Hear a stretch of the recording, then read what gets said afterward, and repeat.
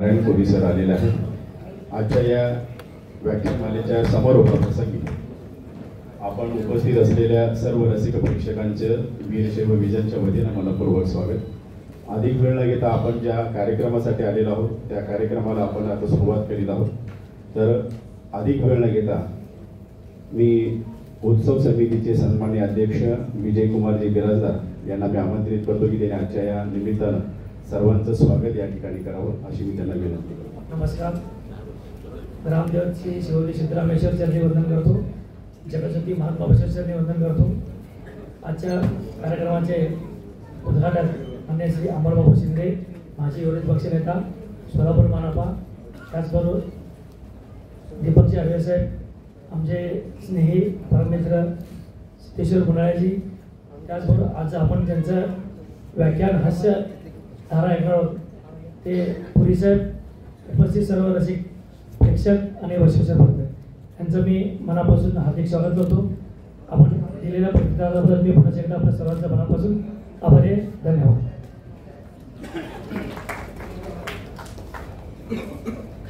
आजच्या या कार्यक्रमाचे सन्माननीय उद्घाटक माजी विरोधी पक्षनेता माननीय श्री अमोल बापू शिंदे यांना विनंती करतो की त्यांनी आजच्या या व्याख्यानमालेचं उद्घाटन करावं।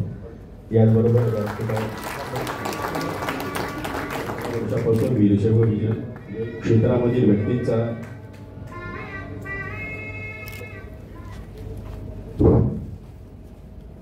सर्वांना नमस्कार। वीरशैव विजन आयोजित बसव व्याख्यानमाला 2025 यंदाचं व्याख्यानमालेचं 21वे वर्ष 11वं वर्ष आहे। गेली 10 वर्षे ही व्याख्यानमाला सुरू आहे। या व्याख्यानमालेचं आजचं शेवटचं म्हणजे समारोपाचं पुष्प, या समारोपाच्या पुष्पाच्या उद्घाटन समारंभासाठी उपस्थित माजी विरोधी पक्षनेते तसेच आमच्या वीरशैव विजनच्या सिद्ध सजावट स्पर्धेला प्रतिवर्षी त्यांचे वडील कैलासवासी बाळासाहेब शिंदे यांच्या स्मरणार्थ 11,000 रुपयांचे बक्षीस देणारे अमोल बापू शिंदे, त्याचबरोबर वीरशैव विजनला मार्गदर्शकाच्या भूमिकेत राहणारे माजी पोलीस उपायुक्त श्री दीपक आडवे साहेब, त्याचबरोबर विजनला नेहमीच मदतीची भूमिका घेणारे श्री सिद्धेश्वर सरकारी बँकेचे संचालक तथा समाजसेवक श्री सिद्धेश्वर अण्णा मोनाळे, आजचे जे उद्घाटक होते श्री आमदार श्री देवेंद्र दादा कोठे, ते त्यांच्या काही कारणामुळे आज येऊ शकले नाही। तसेच या ठिकाणी उपस्थित जीपीएस सिग्नल गमावले। यामध्ये ज्येष्ठ पत्रकार श्री दशरथ वडतिले, श्री अरविंद जोशी सर, श्री दत्तात्रय थोरे, त्याचबरोबर श्री चन्नवीर भद्रेश्वर मठ, पुण्यनगरीचे श्री कृष्णकांत चव्हाण साहेब, एबीपी माझाचे श्री अय्यूब शेख, असे अनेक मान्यवर या ठिकाणी आलेले आहेत। त्या आपल्या सर्वांचं, त्याचबरोबर समोर बसलेले सर्व मान्यवर रसिक श्रोत्यांचं मी प्रथम हार्दिक स्वागत करतो आणि आपले आभार देखील मानतो। या ठिकाणी प्रास्ताविक करताना मी काल आणि परवा एक 2च गोष्टी सांगितल्या, त्यामध्ये एक व्याख्यानमालेला आज 12 वर्ष होत आहेत। 13 मे 2013 बसव जयंतीच्या दिवशी विजन स्थापन झालं। आज त्याची तपपूर्ती होतीये। 12 वर्षात जे आम्ही कार्य करीत आलो, सामाजिक असतील, शैक्षणिक असतील, धार्मिक असतील, आध्यात्मिक असतील, सांस्कृतिक असतील, मनोरंजनात्मक असतील, क्रीडा असेल, आरोग्य असेल, सगळ्या क्षेत्रात आम्ही कार्य केलेलं आहे। त्याचा लेखाजोखा मांडण्याची ही वेळ नाही आहे। मोजके काही उपक्रम 2 सांगितले काल आणि परवा, त्यामध्ये एक व्याख्यानमाला आणि दुसरं आमचं मुख्य विजन आहे की गरीब गरजू हुशार विद्यार्थ्यांना शिष्यवृत्ती मिळवून देणे। आतापर्यंत आम्ही 160 विद्यार्थ्यांना शिष्यवृत्ती मिळवून दिलेली आहे, त्यामध्ये जवळपास 50-60 विद्यार्थी नोकरीला लागलेले आहेत। आणखी मी आज एक ऍडिशनल गोष्ट सांगू इच्छितो या ठिकाणी की 2019 पासून, त्यापूर्वी पण सुवर्ण सिद्धेश्वर संकल्पनेला आम्ही 2 किलो चांदी अर्पण केली। त्याचबरोबर श्री सिद्धरामेश्वरांनी स्थापन केलेल्या अष्टविनायकांवर आरत्या नव्हत्या, मग त्या स्वतंत्र अष्टविनायकांच्या आरत्या कवी नारायण काका कुलकर्णी यांच्याकडे लिहून प्रथम त्याचं पुस्तक प्रकाशित केलं, नंतर संगीतबद्ध करून त्याचे सीडी तयार केल्या। त्याचबरोबर जिंगाडे बंधूच्या सहकार्याने ग्रामदैवत सिद्धरामेश्वरांचं सिद्धलीला नावाची डॉक्युमेंटरी लघुपट तयार केला। तो आम्ही 3 दिवस प्रभात टॉकीज मध्ये मोफत दाखवला आणि आता YouTube वर तुम्ही जर सिद्धलीला श्री सिद्धलीला टाइप केलं तर तुम्हाला तो लघुपट पाहायला मिळतो। ग्रामदैवत सिद्धरामेश्वरांचं मार्केटिंग आणि ब्रँडिंग व्हावं या उद्देशाने 2019 पासून दैनिक लोकमत आणि वीरशैव विजन आज 25 पर्यंत कार्यरत आहे। 2019 मध्ये आपण पाहिलं असाल की नंदीध्वज मार्गावर दुतर्फा प्रकाशमय बनलेला होता, लाइटिंग करण्यात आलं होतं, सजावट करण्यात आलं होतं। प्रत्येक घरावर जशी दिवाळी आपण साजरी करतो किंवा आपल्या घरात विवाह समारंभ जो आहे तो हा सिद्धरामेश्वरांचा विवाह समारंभ आपल्याच घरचा असेल असं आपण आवाहन केलं। त्याला भरपूर मोठा प्रतिसाद मिळाला। अनेक जाती धर्माच्या लोकांनी रस्त्यावर नंदीध्वज मार्गावर दुतर्फा लाइटिंग केलं। त्यानंतर 2020 मध्ये 3 दिवस यात्रेपूर्वी दीपोत्सव घेतला। त्याला आलेल्या भाविकांनी यात्रेपूर्वीची यात्रा असं संबोधलं। त्यानंतर 21 आणि 22 मध्ये थोडासा वेळ घेतो आपला। 21 आणि 22 मध्ये कोरोना असल्यामुळे यात्रा नव्हती। मग 21 ला आम्ही भक्तांना घरातच यात्रा करण्याचा फील यावा आणि त्यांना त्यांच्या कलागुणांना वाव मिळावं, सिद्धरामेश्वरांनी काय कार्य केलंय त्याच्यावर, त्यांच्या विचारांवर, यात्रेतील जी सोहळे आहेत त्या सोहळ्यांवर, मंदिर परिसर असेल अशा विषय देऊन त्याच्यावर आम्ही स्पर्धा घेतली। 2021 ला 100 स्पर्धक भाग घेतले। GPS सिग्नल गमावले। 2022 ला दैनिक दिव्य मराठी आमच्या सोबत होतं। 625 स्पर्धकांनी भाग घेतली, 1.25 लाखाची बक्षिसं दिली। त्यानंतर पुन्हा 23 ला कुठेतरी घ्यायला आवाहन केलं, आम्ही घेतली आणि त्याला 75 स्पर्धक भाग घेतले आणि 77,000ची बक्षिसं आम्ही दिली। कोरोनामध्ये घरातच यात्रा करण्याचा जो परंपरा सुरू झाली, आज सुद्धा घरात जसं आपण गौरी गणपतीला डेकोरेशन करतो तसं यात्रेमध्ये घरात डेकोरेशन करण्याची पद्धत सुरू झालेली आहे। त्यानंतर गेल्या वर्षी आम्ही असं आवाहन केलं लोकमतच्या माध्यमातून की जसं आषाढी एकादशीला दिंड्या काढल्या जातात शाळेतून, तसं आषाढी मकर संक्रांतीला यात्रेनिमित्त शाळांमधून नंदीध्वज मिरवणूक काढण्याचं आवाहन केलं। त्याला खूप चांगला प्रतिसाद शाळांमधून मिळतोय आणि काही शाळांनी तर आता त्यांच्या वार्षिक सांस्कृतिक कार्यक्रमामध्ये या उपक्रमाचा सहभाग केलेला आहे। अशा पद्धतीनं 2 वर्ष झाले, गेल्या वर्षी आणि ह्या वर्ष जवळपास 50-60 शाळांमध्ये नंदीध्वज मिरवणुका काढल्या जातात। एक लहान मुलांना लहानपणापासूनच सिद्धरामेश्वर, त्यांची यात्रा, त्यांचं नंदीध्वज अशा या सगळ्या गोष्टी त्यांना अनुभवता याव्यात, माहिती व्हाव्यात, हा उद्देश त्यामागे आम्ही ठेवून ही नंदीध्वज मिरवणूक काढण्याचं आवाहन केलं। अशा अनेक असंख्य उपक्रम, मी फक्त सिद्धरामेश्वराच्या संदर्भातल्या ह्या गोष्टी मी सांगितल्या, आणखीन अनेक उपक्रम आहेत पण ते वेळ आता तेवढी नाही आहे। आपण पुन्हा एकदा आला 3 दिवस, आज समारोप होतोय। पुन्हा पुढच्या वर्षी आमचं व्याख्यान मला घेण्याचा मानस इथं आता मी अरविंद जोशी सरांना बोललं की प्रतिसाद कमी मिळतोय, आज थोडा प्रतिसाद जास्त आहे। याचं कारण काय की त्याला कारणीभूत नारायणपुरी सर आहे। थोडंसं एंटरटेनमेंट असेल तर हॉल भरतं हे आम्हाला अनुभव आहे। कालचा मंदिराच्या देशात त्यालाही चांगला प्रतिसाद होता। पहिल्या दिवशी गिरीश जापोटे सर बसवेश्वरावर बोलले, त्यालाही प्रतिसाद होता, पण थोडासा आज जास्तीच आहे, एक्स्ट्रा खुर्च्या आम्हाला लावा लागतात। त्याचबरोबर नारायणपुरी बद्दलचं आज एक आम्हाला माहिती झालं की ते हास्य कवी तर आहेतच, एक मनानं संवेदनशील कसे आहेत ते एक उदाहरण आता मी या ठिकाणी सांगू इच्छितो की सोलापूरचेच बुरांडे म्हणून आपले इथले सोलापूरचे आहेत, त्यांना औरंगाबादला जायचं होतं। वाटेत कुठेतरी त्यांनी चहासाठी गाडी थांबली आणि ते तिथंच राहिले, गाडी पुढे निघून गेली। मग त्याच हॉटेलमध्ये नारायणपुरी सर चहा घेत होते, मग त्यांना अडचण कळाली, मी घेऊन जातो चला म्हणून त्यांनी त्यांच्या गाडीत औरंगाबादला घेऊन गेले। अशी घटना कळाल्याने ते बुरांडे खास त्यांचा सत्कार करण्यासाठी इथं आलेले। कसं एखादं संवेदनशील मनाचा कवी कसा असतो हे त्यांनी मूर्तिमंत उदाहरण या ठिकाणी घालून दिलेलं आहे। आपण आलात त्याबद्दल आपले आभार व्यक्त करतो आणि पुढच्या वर्षी आमच्या अशाच बसव व्याख्यानमालेला आपण प्रतिसाद द्याल अशी ग्रामदैवत सिद्धरामेश्वर चरणी प्रार्थना करून मी माझी रजा घेतो। धन्यवाद। जय हिंद, जय महाराष्ट्र। शिवस्मारक सभागृह असो अन्यथा ठिकाणी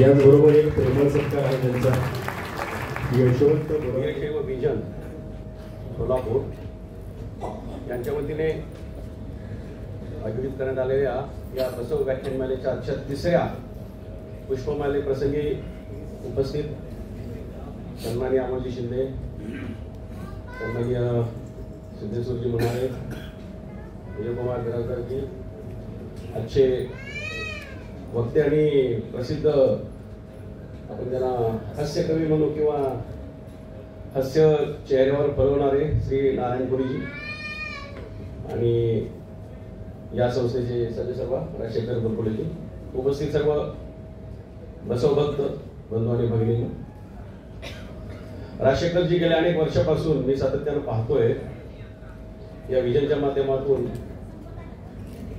सामाजिक कार्य करत आहेत. वेगवेगळ्या प्रश्नांना ते हात घालून सामाजिक जाण त्यांना असल्यामुळे समाज उपयोगी प्रोग्राम ते राबवत आहेत. महात्मा बसवेश्वरांचं, सिद्धरामेश्वरांचं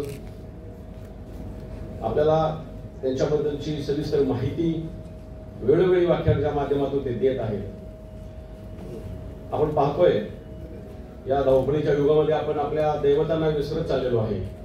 महात्मा बसवेश्वर, सिद्धरामेश्वर आपले दैवत आहेत, आपला श्वास आहेत. त्यांच्याबद्दलची माहिती आपल्याला असणं अत्यंत गरजेचं आहे आणि ही माहिती राजशेखरजी देत आहेत, त्याबद्दल त्यांचं आणि वीरशैव विजनचं मनापासून अभिनंदन आहे. मित्रांनो, हसणे हे किती आवश्यक आहे आपल्याला माहिती आहे. आता याबाबतचं सगळं माहिती पोलीस साहेब सांगतील, परंतु हसण्यामुळे आपल्याला त्याचे बरेचसे फायदे होतात. आपल्या चेहऱ्यावरचं हास्य आपले व्यक्तिमत्व, आपले पर्सनॅलिटी वाढवतो, आपल्या चेहऱ्याची शोभा वाढवतो. कोणताही भांडणाचा प्रसंग असो, संघर्षाचा प्रसंग असो, एक हसू संपूर्ण सेटलमेंट करून टाकतं आपला. हसण्यामुळे एंडोर्फिन नावाचं आपलं हार्मोन सिक्रीट होतं, त्याच्यामुळे आपली प्रतिकारशक्ती वाढते, आपली पर्सनॅलिटी वाढते, रोग प्रतिकारशक्ती वाढते, अनेक फायदे आहेत. परंतु आपण हसत नाही. आपण पाहतोय हसणे हे थोडस प्रोटोकॉल सोडून वागल्यासारखं लोकांना वाटतं.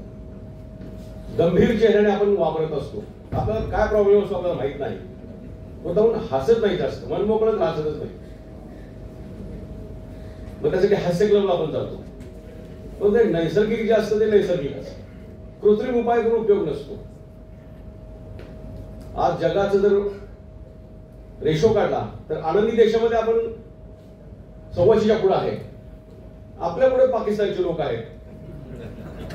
आता हे हसण्यासारखा विषय आहे की जो दळिंद्री आपण विनोद आपण व्यस्त झालं. परंतु ज्या देशातील लोक अन्न पाण्यासाठी आज काय म्हणतात त्याला हात पसरतायत, सर्व त्यांच्याकडे अपुरी साधन सामग्री आहे, तरी सुद्धा ते लोक आनंदी आहेत. त्याचं कारण काय की आपण आपल्याकडे प्रचंड आनंद आहे पण आपण शोधत नाही आनंद. छोट्या छोट्या गोष्टीमध्ये आपल्याला आनंद मिळू शकतो पण आपण तो शोधत नाही. आपण मोठ्या आनंदाकडे पाहतो, मोठ्या गोष्टीकडे पाहतो. जे आपल्याकडे आहे ते आपण कधीच पाहत नाही. आणि आनंद हा विकत मिळत नाही, तो आपल्यामध्ये असतो, इनबिल्ट असतो, तो आपल्या आत्म्यात असतो, तो आपल्याला बाहेर काढावा लागतो. आणि तो निखळ प्रेमाने, निखळ मैत्रीने, निखळ भावनेने आपण जर वावरलो, संबंध ठेवले, नाती जपली तर तो निश्चित आनंद आपल्याला मिळतो. मी आता आपला जास्त वेळ घेत नाही. पोलीस साहेब बोलतात आपल्या ते जास्त सांगतील. मी सर्वांचं धन्यवाद, आभार. सोलापूरचं ग्रामदैवत सिद्धरामेश्वर, महात्मा बसवेश्वर, छत्रपती शिवाजी महाराजांना प्रथमतः अभिवादन करतो. महात्मा बसवेश्वरांच्या जयंतीनिमित्त आयोजित केलेल्या या व्याख्यानमालेसाठी आजच्या तिसऱ्या दिवशीचं व्याख्यानमाला सादर करण्यासाठी उपस्थित असलेले या कार्यक्रमाचे प्रमुख, खास त्यांना ऐकण्याकरता आपण उपस्थित आहोत असे नारायणजी पुरी सर, ज्यांनी आपल्या सगळ्यांना एकत्रित केलं.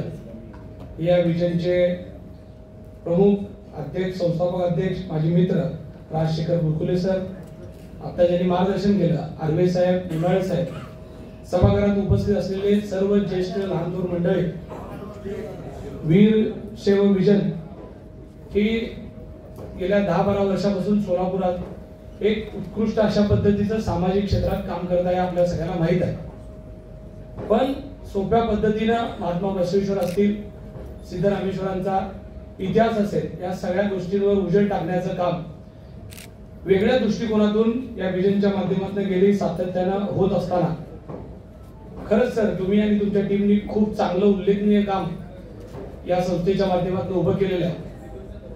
पूर्वी सोलापूर शहरामध्ये बऱ्याचशा व्याख्यानमाला खूप मोठ्या प्रमाणात व्हायच्या, त्याला श्रोते सुद्धा यायचे. आज आयोजक म्हणून आम्ही कधी करायची इच्छा जरी ठेवली तर सगळ्यात मोठा प्रॉब्लेम आहे की किती मोठा वक्ता आणला तरी श्रोते येतील का नाही ही खूप मोठी शंका असते. आयोजकाला ती मोठी काळजी असते की कार्यक्रम करायचा आहे, सगळं आहे, स्पॉन्सरशिप आहे, सगळं आहे, पण ऐकायला लोक येतील का नाही. पण मला खास करून पुरी सरांचं मनापासून धन्यवाद द्यावं लागते की तुम्हाला नाव ऐकल्यानंतर इतक्या मोठ्या प्रमाणात आणि सर्व समाजातली लहान थोर मंडळी एवढ्या मोठ्या प्रमाणात तुम्हाला ऐकण्याकरता ही आली, त्याबद्दल मी खरंच सर्व उपस्थित श्रोत्यांचा मनापासून धन्यवाद देतो. कदाचित मला वाटतं या सगळ्या गोष्टीला मोबाईल कारणीभूत होतोय का काय असं वाटायला लागलंय. कारण आता सरांनी सांगितलं की हसणं किती जरुरी असताना सुद्धा खरंच आपण हसतोय का? पोलीसदारी धरून आणल्यावर ज्या पद्धतीने चेहरे असते तसे चेहरे आपले सातत्याने असतात. ही खूप गंभीर आणि काळाची विचार करण्याची गरज आहे. आणि मोबाईलमुळे या सगळ्या गोष्टी घडत असतील तर कुठेतरी मोबाईलला बाजूला ठेवून, पूर्वी साहेब तुम्हाला लक्षात असेल आता लई मोठी वयस्कर मंडळी इथं आहे, एखादा जोक झाला, एखादा सकाळी घटना घडली तर आपण दिवस त्या गोष्टीची आठवण करून हसायचो पूर्वी लहानपणी पहिला. आता बघा तुम्ही किती महत्वाचा मोठा जोक जरी झाला असेल तर 2 ते 3 मिनिटाच्या वर हसणं नसतंय. आणि दुःखाच्या बाबतीत पण तशीच परिस्थिती झाली आहे. आपण कुठली कठोर अशी गोष्ट बघितलो 2-4 मिनिटं आपण रील बघताना असं वाटतं मनाला हाल त्याची, पण त्याच्यानंतर जर आपण दुसरी कुठली जर वेगळी रील बघितलो तर आपण वेगळ्या मूड मध्ये जातो. म्हणजे ह्या सगळ्या मोबाईलच्या जीवनाने आपल्या आयुष्यावर खूप मोठा परिणाम मानसिकतेवर व्हायला लागलाय का काय, आणि येणाऱ्या काळामध्ये या सगळ्याचे वाईट परिणाम आपल्या मुलांना आपल्याला बघायला मिळतील का काय अशी परिस्थिती आहे. पण या सगळ्यांमध्ये म्हणून माझी अजून एकदा विनंती आहे की असे कार्यक्रम झाले पाहिजे. आणि वीर सेवा विजनला मी एवढंच सांगतो की आपण कुठलाही कार्यक्रम घ्या त्याच्यासाठी सेवा म्हणून माझी मदत म्हणून आम्ही सदैव आमच्या पैशात तुम्ही कुठलाही निर्णय घ्या आम्ही तेवढं सोबत एवढं सांगतो. मला सुद्धा सरांचं व्याख्यान ऐकायचं खाली बसून आणि त्यामुळे जास्त वेळ घेत नाही. मला बोलवला, मान सन्मान दिला, त्याबद्दल आभार मानतो आणि थांबतो. जय हिंद, जय महाराष्ट्र. धन्यवाद बापू. एक विशेष आपण मेसेज तुमच्याकडे तसा संग्रही असा पाहिजे. एक छोटासा विनोद सांगून मी सूत्र सगळी पोलिसांकडे देतोय. जर तुम्हाला पूर्णविराम योग्य ठिकाणी देता आला नाही तर काय मजा होते. चंदूच्या बायकोचे मराठी थोडे कच्चं असतं, तिला पूर्णविराम कुठं द्यायचं ते कळत नसतं. तरी तिने चंदूला पत्र लिहिलं आणि मग पूर्णविराम देऊन टाकले. मध्ये मध्ये ते असे, ती म्हणाली, प्रिय प्राणनाथ, तुमची आठवण येते माझ्या मैत्रिणीला. आता पूर्णविराम कुठं द्यायला पाहिजे होता तुम्ही ओळखून घ्या. तुमची आठवण येते माझ्या मैत्रिणीला, काल मुलगा झाला आजीला, दम्याचा त्रास होतो कुत्रीला, आज 4 पिल्ले झाली मामाला, दाढी करताना ब्लेड लागली वहिनीला, दवाखान्यात ॲडमिट केलं बकरीला, 1000 रुपयात विकले आत्याला, नमस्कार तुमची लाडकी गंगू. असे विनोद आपल्याला सोशल मीडियावर जरी वाचायला मिळाले तरी आपण एकटे हसतो. पण एकटे असलं तरी चालेल, भले 4 माणसं म्हणतील हा वेडा आहे का एकटाच का असतो. कारण विनोदाचं महत्त्व आहे. आपण कुठल्याही निमित्तानं हसलं पाहिजे. हाच संदेश आता पुरी सर आपल्याला सांगणार आहेत. तत्पूर्वी मी राहुल बिराजदार यांना विनंती करतो की त्यांनी आजच्या व्याख्यानांचा परिचय. प्रेमाचा झांगळ गुत्ता ग, जीव झाला हा खलबत्ता ग, उसळात खुपसले तोंड प्रिय मुसळाचा तुंबळ रट्टा ग. कविता पूर्ण पाठ आहे सर. ज्यावेळेस पहिल्यांदा हॅशटॅग प्रिय ऐकला होता, पण ते तुमच्या तोंडून आता ज्यावेळेस आम्ही आभासी दुनियेतनं ऐकतोय तो कवी आणि प्रत्यक्ष भेटलेल्या कवितेतनं ऐकण्याचा एक तो वेगळा आनंद आहे. म्हणून मी इथंच 2 ओळी गाऊन थांबतो. खरं तर कवी मने खूप संवेदनशील असतं. नांदेड जिल्ह्यामध्ये आष्टोर गावी त्यांचा जन्म झाला आणि त्यानंतर हा सगळा लेखनाचा प्रवास सुरू झाला. पुस्तकं वाचता वाचता कुठेतरी कविता लिहिण्याचा प्रवास त्यांचा सुरू झाला.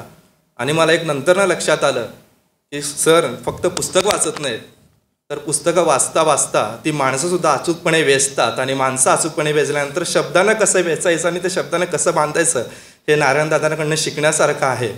त्यामुळं मला फक्त त्यांच्याविषयी जर परिचय द्यायचा झाला तर 2च वेळेस मला फक्त इतकंच म्हणावंसं वाटतं.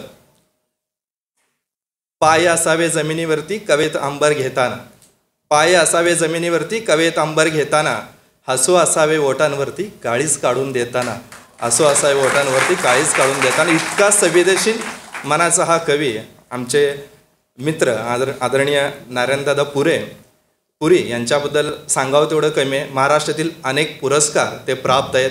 आणि सगळ्यात महत्त्वाची गोष्ट म्हणजे सोशल मीडियावरती ज्यावेळेस पहिल्यांदा हॅशटॅग व्हायरल झालं मराठीतलं आणि तेही कवितेच्या बाबतीतलं होतं, ते हॅशटॅग प्रिय ते केवळ नारायण पुरी या कवीमुळं व्हायरल झालं आणि त्यांनाच आपण इथं प्रत्यक्षात ऐकणार आहोत. तर मी जास्त विलंब न घेता महाराष्ट्राचे आदरणीय कवी आमचे दादा आदरणीय नारायणदादा पुरी यांना विनंती करतो त्यांनी हा काव्यरंगाचा कार्यक्रम या ठिकाणी सुरू करावा. एकदा सोलापूरकरांच्या वतीनं जोरदार.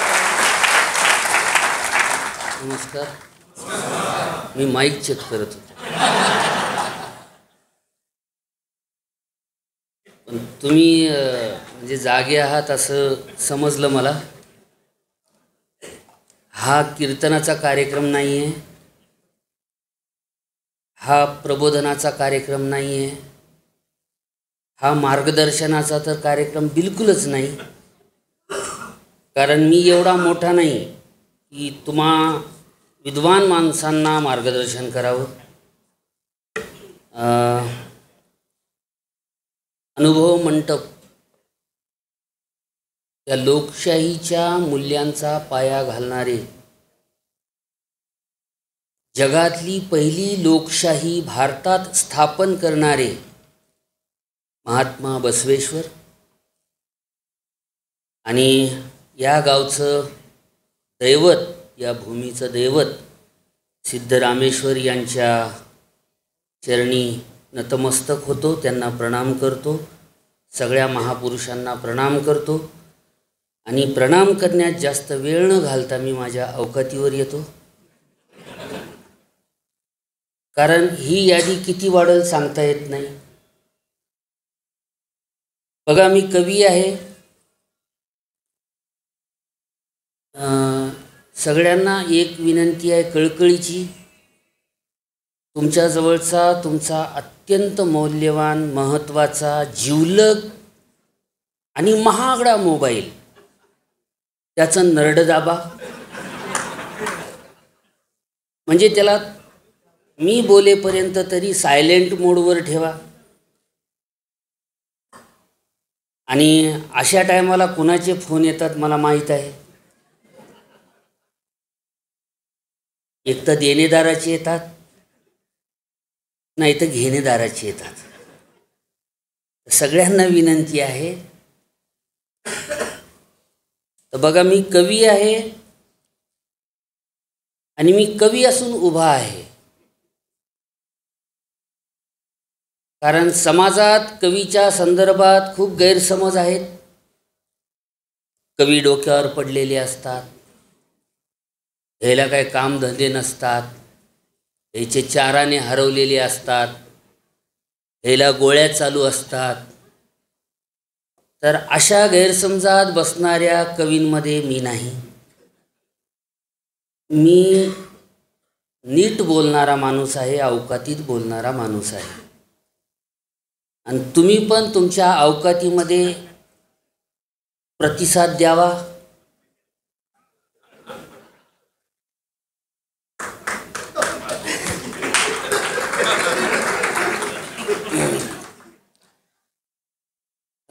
काही जण उभे आहेत, काही जागा रिकाम्या आहेत. बरं आहे देऊ का? इथे एक जागा आहे, इथे एक आहे, इथे एक आहे. या, बसा बसा. यांच्यातर्फे घेण्यात येणारी ही तपपूर्ती झालेली व्याख्यानमाला आहे. या व्याख्यानमालेत अनेक दिग्गज आपले विचार व्यक्त करून गेलेले आहेत. एखादं विजन घेऊन काम करणं फार मोठी गोष्ट असते. काही लोकांकडं व्ही असतं पण जन नसतं. जे व्ही फॉर विक्ट्री, जन म्हणजे जनता, जिंकणारी जनता ज्यांच्याकडं नसते ते आंधळे असतात. आणि तुमच्याकडे विजन आहे ते पण एक नाही तर भूतकालीन, वर्तमान आणि भविष्य. म्हणजे वीरशैव विजन हे भूतकालीन तरुणांचं विजन आहे. वीरशैव विजन महिला आघाडी आणि वीरशैव विजन युवक आघाडी, म्हणजे तिन्ही याचा तुम्ही संगम केलेला आहे काळाचा. ही फार मोठी गोष्ट असते, कोणालाही साध्य होत नाही.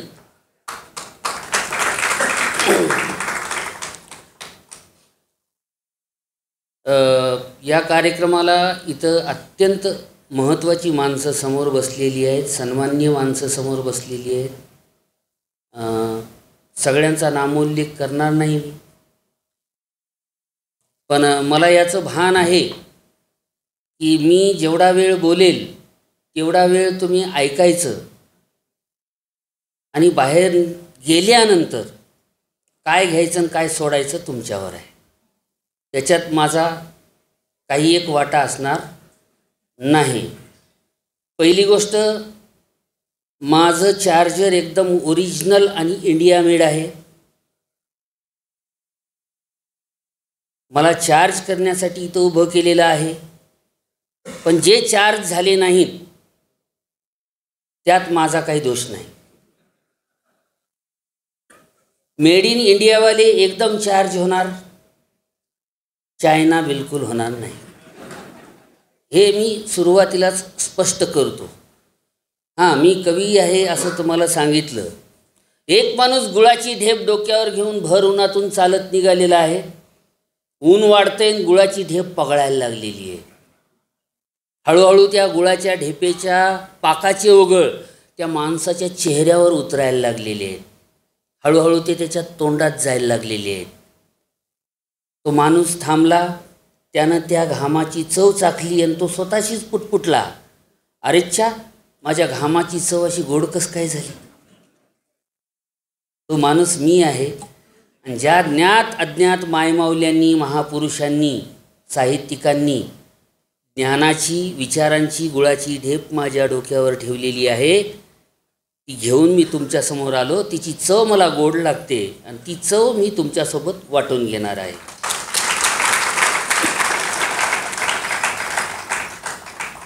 बघा की कविता ऐकणाऱ्यांमध्ये दोन प्रकार असतात. एक भंग करणारे असतात आणि एक रसभंग करणारे असतात.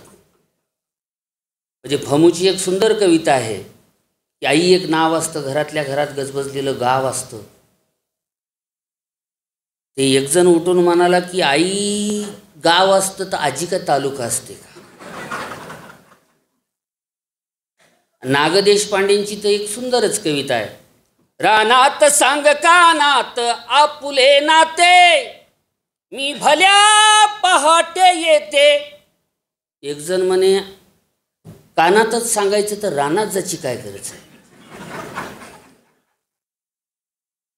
आणि रानात सकाळी सकाळी भल्या पहाटे आम्ही एकाच कामासाठी जातो. तर अशा गोष्टी होतात. पण तुम्ही मन लावून ऐका, कान देऊन ऐका. साधं सोपं सरळ ते लिहावं, कशाला उगाच खोलात शिरावं. म्हणजे आपण साधं सोपं सरळ सरळ लिहिणारा माणूस आहे. शेतकऱ्याचा मुलगा आहे मी आणि शेतकऱ्याची अवस्था कशी आहे हे तुम्हाला माझ्यावरून दिसतंय. आणि नाही, ही चांगली गोष्ट आहे की शेतकरी मजबूत आहे. का मजबूत आहे? कारण साहेब त्याचा जो DNA आहे तोच मुळात मजबूत आहे. त्याच्यामुळे शेतकरी मजबूत आहे. नाही तर मागचे लोकही म्हणतात शेतकऱ्यांचं भलं करू, आलेलेही म्हणतात आणि येणारेही म्हणतील. साहेब कराय की नाही? नाही, मरत्या रात्री खोटं बोलू नये असं मला शिकवलेलं आहे. आणि आपला शिकवण्यावर अत्यंत विश्वास आहे. पण एक गोष्ट, इथं शिक्षक किती आहेत? नाही, विचारून घेतलेलं बरं बाबा. ते आम्हाला शिकवण्यात आलं होतं की भारताला स्वातंत्र्य 1947ला मिळालं. काही लोकांना वाटतं 14ला मिळालं.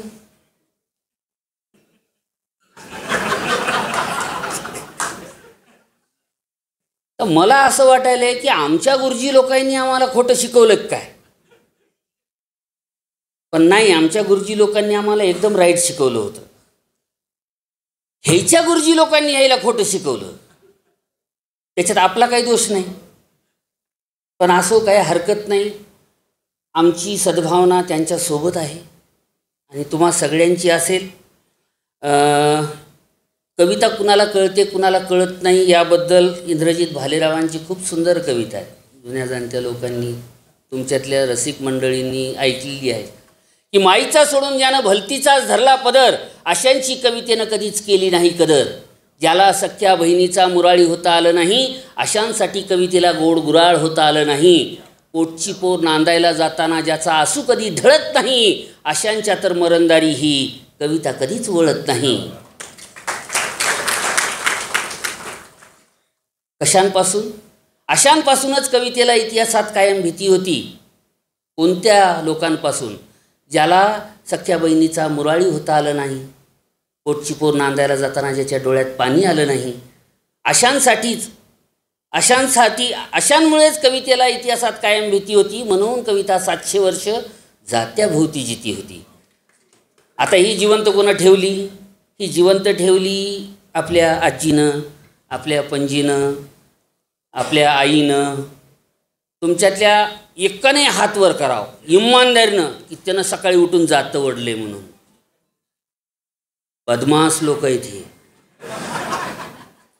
हे इमानदारीनं सांगितलं पाहिजे. जातं त्यांनी ओढलं, पण ह्या कृतज्ञ आहेत. अहो जातं गेलं जाऊ द्या की, चांगली गोष्ट आहे. आता मिक्सरवरची गाणी लिहा, गिरणीवरची गाणी लिहा. पण यांनी एकही गाणं गिरणीवर नाही लिहिलं. ह्या सगळे गाणं कोणतं ऐकतात? शांताबाईचं. शांताबाईच्या गाण्यानं संस्कार केले जात नाहीत, शांताईच्या गाण्यानं संस्कार केले जातात. मग ओव्या फार मस्त होत्या की अडगुलं मडगुलं सोन्याचं कडगुलं, रुपयाचा वाळा तानुल्या बाळा तीट लावते. सगळ्यांनी ऐकलेलं आहे ते, लहानपणी तरी ऐकलेलं आहे. एक ओवी तर फार म्हणजे सुंदर होती की डेरा ग डेरा मांडेला उधानी, कायसस घुमत डेऱ्यात साजनी, घुसळण घुसळी राधिका गवळण, तिकडून आले ग कृष्णाजी दातार, कृष्णाजी दान द्या, निळ्या घोडीवर बसून जा, निळी घोडी वाकली, सखुबाई खुदकन हासली, सखुबाई तुमच्या अंगणी, सुंदर चाफाओ लावणी, कैसा चाफाओ फुलला, चला बाई कळ्या तोडायला, आम्ही कळ्या तोडल्या, आम्ही बाई हार गुंफिले, हारा हारा प्रेमाळी, तिकडून आले वनमाळी, हारा हारा ग प्रेमाळी, तिकडून आले ग वनमाळी, सोडा सोडा ग काचोळी, रात्र झाली ग गोकुळी, रात्र झाली ग गोकुळी. म्हणजे ह्या सुंदर ओव्या ज्या आहेत त्या मायमाऊल्यांनी जतन करून ठेवल्या. तुम्ही तुमच्या मुलांना या ओव्या शिकवल्या पाहिजे. मी त्या ओवीच्या परंपरेतला आहे आणि ओवी म्हणजे वचन असतं जे बसवादी शरणार्थींनी आपल्याला दिलेलं आहे आणि कार्यावरचा विश्वास हे बसवांनांनी शिकवलेला आहे. मी वचन साहित्य मानणारा माणूस आहे, कारण वचनामध्ये एक प्रामाणिकपणा असतो आणि तो आपल्यात असला पाहिजे. पहिलं आजी संस्कार करायची, आजोबा संस्कार करायचे, म्हणजे लेकरांना गोष्टी सांग, आहे का नाही. पण आता काळ बदलला आहे. म्हणजे पहिलं म्हणायचे की पुढच्याच ठेस मागचा, आता नाही, तसं नाही झालं. आता बापाला पोराला विचारावं लागले व्हॉट्सअपला स्टेटस कसं ठेवायचं. म्हणजे त्या अशा गोष्टी हे झालेल्या आहेत. मग पहिलं आजी आजोबा करायचे, नंतर रेडिओ आला, रेडिओ बातम्या सांगायला लागला, नंतर टी व्ही नावाचं डबडं आलं, त्याच्यातही एक ब्लॅक अँड व्हाईट होतं, आता तर रंगीन आहे, म्हणजे बघायचं कामच नाही. आणि रंगीत टेलिव्हिजन नंतर तिसरं महायुद्ध हातात आलेलं आहे. हातात म्हणजे काय, बोटाखाली आलेलं आहे. पण त्याचाही चांगला उपयोग आपण केला पाहिजे, नाही तर कुठं काय कार्यक्रम लागेल आपल्या काही सांगता येत नाही. साहेब इथं बसलेले आहेत असो. पण ह्या तिसऱ्या महायुद्धाचं जे आहे ते तुम्ही चांगलं त्याला बाळगलं पाहिजे, एवढं हे आहे. संस्कार बदलले, भाषाही बदलली हो. म्हणजे तुम्ही खेड्यापाड्यात जाऊन बघा, आजही एखाद्या अडाणी माणसाला, अशिक्षित माणसाला विचारा 90, 500 असं, तो 500 नाही कळणार, त्याला 90 पटकन कळते. त्याला म्हणा 1060 बराबर कळते त्याला. छोटा रिचार्ज, हे भाषेतले बदल आहेत. म्हणजे माझा एक मित्र आहे, त्याचं मोबाईलचं दुकान आहे. तो मोबाईलच्या भाषेत बोलतो. एका लग्नात गेलो होतो आम्ही, आबरचबर खाल्लं, पोट बिघडलं, डॉक्टरकडे गेला. डॉक्टरला म्हणे, डॉक्टर साहेब आपल्या पोटाचं नेटवर्क बिघडलेलं आहे. डॉक्टर म्हणे, काय झालं? ते म्हणे, इन्कमिंग चालू आहे.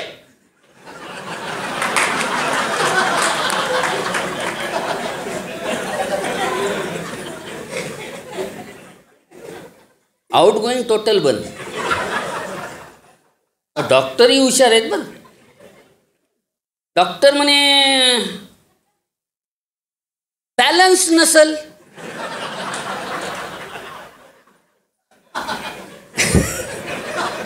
म्हणे असं कसं काय म्हणता? म्हणे बॅलन्स नसल, कालच नाईट पॅक मारला.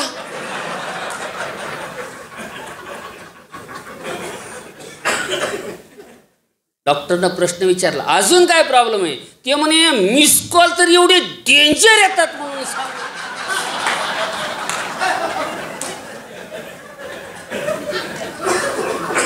डॉक्टर परेशान. डॉक्टर म्हणे कस्टमर केअरकडे तक्रार केली होती का? हा म्हणे हा कस्टमर केअरकडे तक्रार केली होती. त्यांचं म्हणणं आहे की तुमचा हँडसेट खराब आहे. म्हणजे कोणत्या ह्याच्यात काय, कोणती भाषा ही प्रवाही असते. जिवंत गोष्टी घेऊन प्रवाह वाहत असतो आणि प्रवाहात जिवंत गोष्टीच टिकतात. तर भाषा ही प्रवाहासारखी आहे. ज्या मृत गोष्टी आहेत त्या बाजूला पडतात. आता इथं वेगवेगळ्या क्षेत्रात काम करणारी मंडळी असेल, म्हणजे प्राध्यापक, शिक्षक, वकील, इंजिनियर, पोलीस, डॉक्टर, काही वेगळ्या क्षेत्रात काम करणारी माणसं असतील, तर ही जी माणसं आहेत ती दैनंदिन जीवनामध्ये त्यांची भाषा वापरतात. म्हणजे राजकीय क्षेत्रातल्या लोकांची सुद्धा एक विशिष्ट भाषा आहे, तर ती त्यांच्या पद्धतीनं वापरतात ती.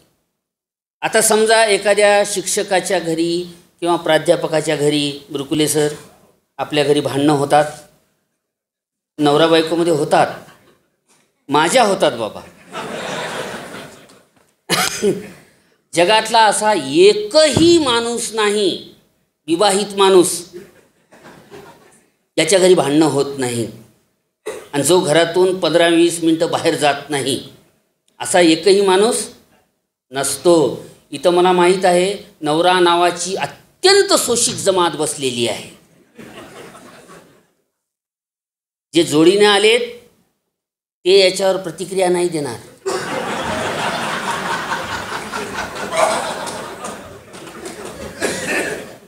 मी देऊ शकतो, मी एकटाच आलोय. हा, AI चा जमाना आहे, मी ही गोष्ट सिद्ध करू शकतो. मी असं बोललोच नाही म्हणून काय अशी गोष्ट आहे. पण ह्या वेगवेगळ्या क्षेत्रातली जी माणसं आहेत ती त्यांच्या भाषेत कशी बोलतात. शिक्षक, प्राध्यापक माणूस असेल, घरी खटल्यासोबत आपल्या अर्धांगिनीसोबत भांडण झाले, तर प्राध्यापक शिक्षक माणूस म्हणेल की हिचा जरा एकट्यात पिरियड घ्यावा लागेल. पण त्या ठिकाणी एखादा डॉक्टर माणूस असेल, तो म्हणेल की हिला इंजेक्शन टोचावं लागतं. ऐका ना. बरं, त्या ठिकाणी बाबा एखादा काय म्हणतात सुतार काम करणारा माणूस असेल, तो म्हणेल की हिला चांगलं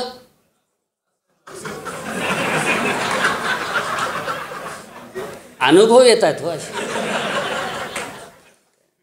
बरं, एखादा शेतकरी माणूस असेल तर तो म्हणेल की हिला 18-18, 10चा डोस द्यावा लागेल. एखादा मिस्त्री काम करणारा असेल तो म्हणेल की ही वळिंब्यात बसना झाली, हिचा कोस काढावा लागेल. काय करा. बरं, सायकल रिपेअर करणारा माणूस असेल तर तो म्हणेल की हिचं आऊट काढावं लागेल. राजकीय क्षेत्रात काम करणारा माणूस असेल, इथल्या संदर्भात नाही,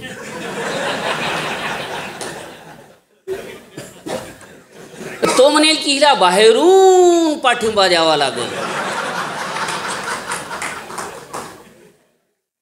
तर अशा सगळ्या गोष्टी आहेत. पण भाषा ही प्रवाहित असते, जिवंत शब्द घेऊन ती वाहत असते. एक प्रेम कविता आहे बघा, काटा नावाची, तुमच्यासमोर ठेवतो. आवडली तर बिलकुल टाळ्या वाजवायच्या, नाही आवडली तरी टाळ्या वाजवायच्या. कारण मला माहीत आहे टाळ्यांचे प्रकार किती आहेत ते. एक हातानं वाजणारी टाळी असते आणि दुसरी अंतःकरणातून वाजणारी टाळी असते. तर ह्या दोन्ही टाळ्या तुम्ही मला द्याल अशी अपेक्षा आहे. लग्न झालं, माझं लव्ह मॅरेज झाले, म्हणजे ही काय सांगायची गोष्ट नाही, पण खरी गोष्ट आहे ही. म्हणजे पत्रकार बांधवांना पण ही गोष्ट सांगत नाही मी. पण लव्ह मॅरेज झाले, आणि लव्ह मॅरेज आणि अरेंज मॅरेज असं काही भानगड नसती, हे मला लग्नानंतर कळालं. तर अरेंज मॅरेज म्हणजे इकडचे 4-5 तिकडचे 4-5 बोलवायचे आणि सुपारी फोडून घ्यायची. आणि लव्ह मॅरेज म्हणजे आपण पुंगी घ्यायची, वारुळाजवळ जायचं,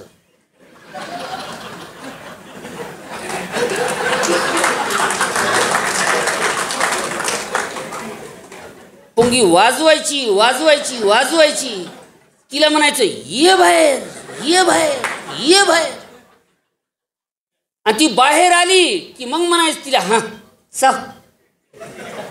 एवढी साधी गोष्ट आहे. त्याच्यामुळं लव्ह मॅरेज अरेंज मॅरेज अशी काही गोष्ट नाही. पण माझं लग्न झालं, मग शेत दाखवायला बायकोला गावाकडे घेऊन गेलो. ते बांधावरून चालत, धुऱ्यावरून चालत जात असताना उंच टाचांची जी सँडल असते, हाय हिल्स काय म्हणतात, हां त्याच्यातून पाय सटकला आणि बोराटीच्या फाट्यावर पडला वाळलेल्या, आणि काटा मोडला. मग सवय नाही ना, आणि तो काटा मी काढला. तर त्याची ही कविता आहे बघा. बायकोच्या पायात मोडलेला काटा काढला, स्वतःच्या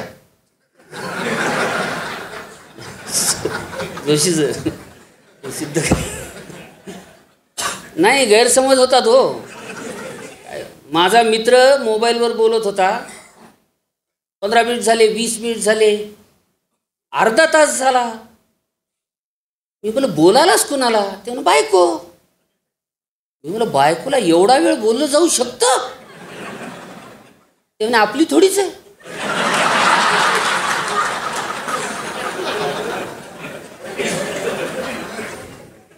ह्याच्यामुळं क्लिअर केलं मी, आणि तो काटा मी काढला. आता काट्याचे वेगवेगळे प्रकार आहेत बघा. बोरीचा काटा, असा गावरान बोरीचा काटा वाकडा असतो, सरकारीचा सरळ, हां, गुलाबाचा काटा, हेकळणीचा काटा, बाबळीचा काटा. बाबळी ते 2 प्रकारच्या बाबळी आहेत, एक शाण्या बाबळीचा काटा, येड्या बाबळीचा काटा. आणि माणसातही काटा असतो बापू, तो ओळखता आला पाहिजे आणि काढता आला पाहिजे, अशी गोष्ट आहे बघा. लग्नाच्या अगोदर दत्ता बसलेला आहे इथं माझ्यासमोर, माझा मित्र. ते म्हणे एखाद्या बाबाकडे जाऊन ये, बाबाचा आशीर्वाद घेऊन ये. मी म्हणलं अरे बाबा लोक काय आता एवढे हेच राहिले नाही तर काय, नाही म्हणे जाऊन ये. मग एका बाबाकडे गेलो मी. बाबाला म्हणलं बाबा लग्न करायचे. बाबा म्हणे वा उत्तम, आशीर्वाद असो. मी म्हणलं बाबा स्त्री म्हणजे काय? बाबा म्हणे स्त्री म्हणजे शक्ती. मी म्हणलं पुरुष? बाबा म्हणे पुरुष म्हणजे सहनशक्ती. म्हणलं बाबा लग्न म्हणजे काय? बाबा म्हणे बेटा लग्न म्हणजे दोन आत्म्यांचं मिलन. लग्न म्हणजे दोन आत्म्यांचं मिलन. हे मिलन झाल्यानंतर त्याच्यातला एक आत्मा परमात्म्याला भेटण्यासाठी तडपडत राहतो.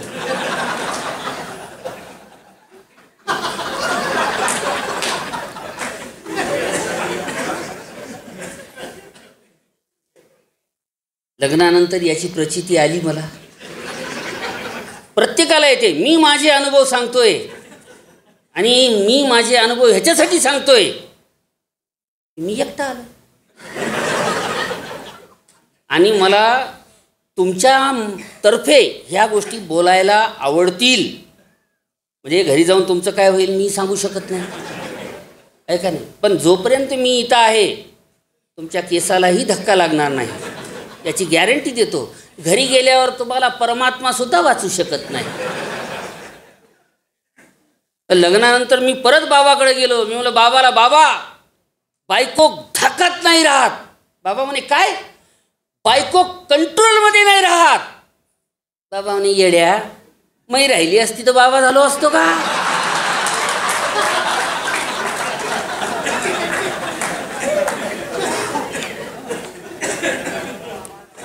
अशा गोष्टी होतात हो, आणि घडलेले आहेत. मी काय हे नाही सांगत असं. बघा पाया मंदी चालतो गा सखे बोराटीचा काटा, तू ह्या पायातली सल त्यात महानिमा वाटा. अर्धांगीने वाटून घेतलं पाहिजे. तू ह्या पायातली सल त्यात महानिमा वाटा, पाय नाजूक साजूक राणी काप साच्या वाणी. सुरुवातीला असं वाटतंय. काही दिवस सुरुवातीचे आहे का नाही लुसलुशीत मऊ, नंतर दगडाची होतात. पाय नाजूक साजूक राणी काप साच्या वाणी, तू ह्या पायाला भुलली बघ काट्याची ग आणि, काट्यानेच काटा काढू, काट्यानेच काटा काढू जरा होईल गई जा, राणी काट्याला मी देतो बघ काट्यानेच सजा. अशी लंगडू नकोस घडी भर बस राणी. काटा मोडल्यानंतर माणूस लंगडतं ना, चित्र बघा जस्ट इमॅजिन. अशी लंगडू नकोस घडी भर बस राणी, मुचकुनी काट्यानं ग, मुचकुनी म्हणजे शेंडा, मुचकुनी काट्यानं ग झाली गाजराच्या वाणी. तू हा मखमाली पाय मांडीवर ठेव जरा. काटा काढण्याची पद्धत बघा. म्हणजे आमच्याकडे असा काढतात, तुमच्याकडे वेगवेगळ्या पद्धती असू शकतात. तशी प्रत्येक माणसाची एक वेगळी पद्धत असते, आहे का नाही. हां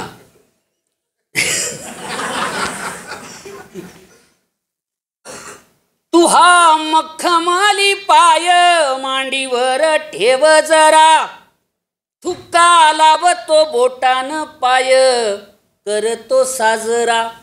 पहिला असं थुक्का लावून बघायचे की काटा कुठं मोडलेलं आहे काय नाही ते.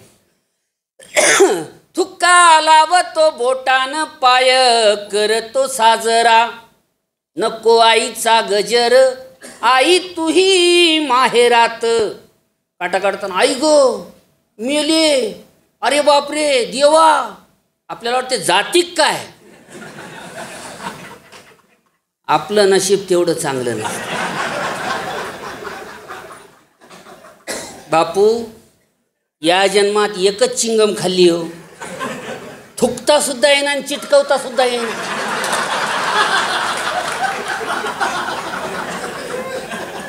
आणि ती मला कुठं कुठं चिटकायला लागलीये.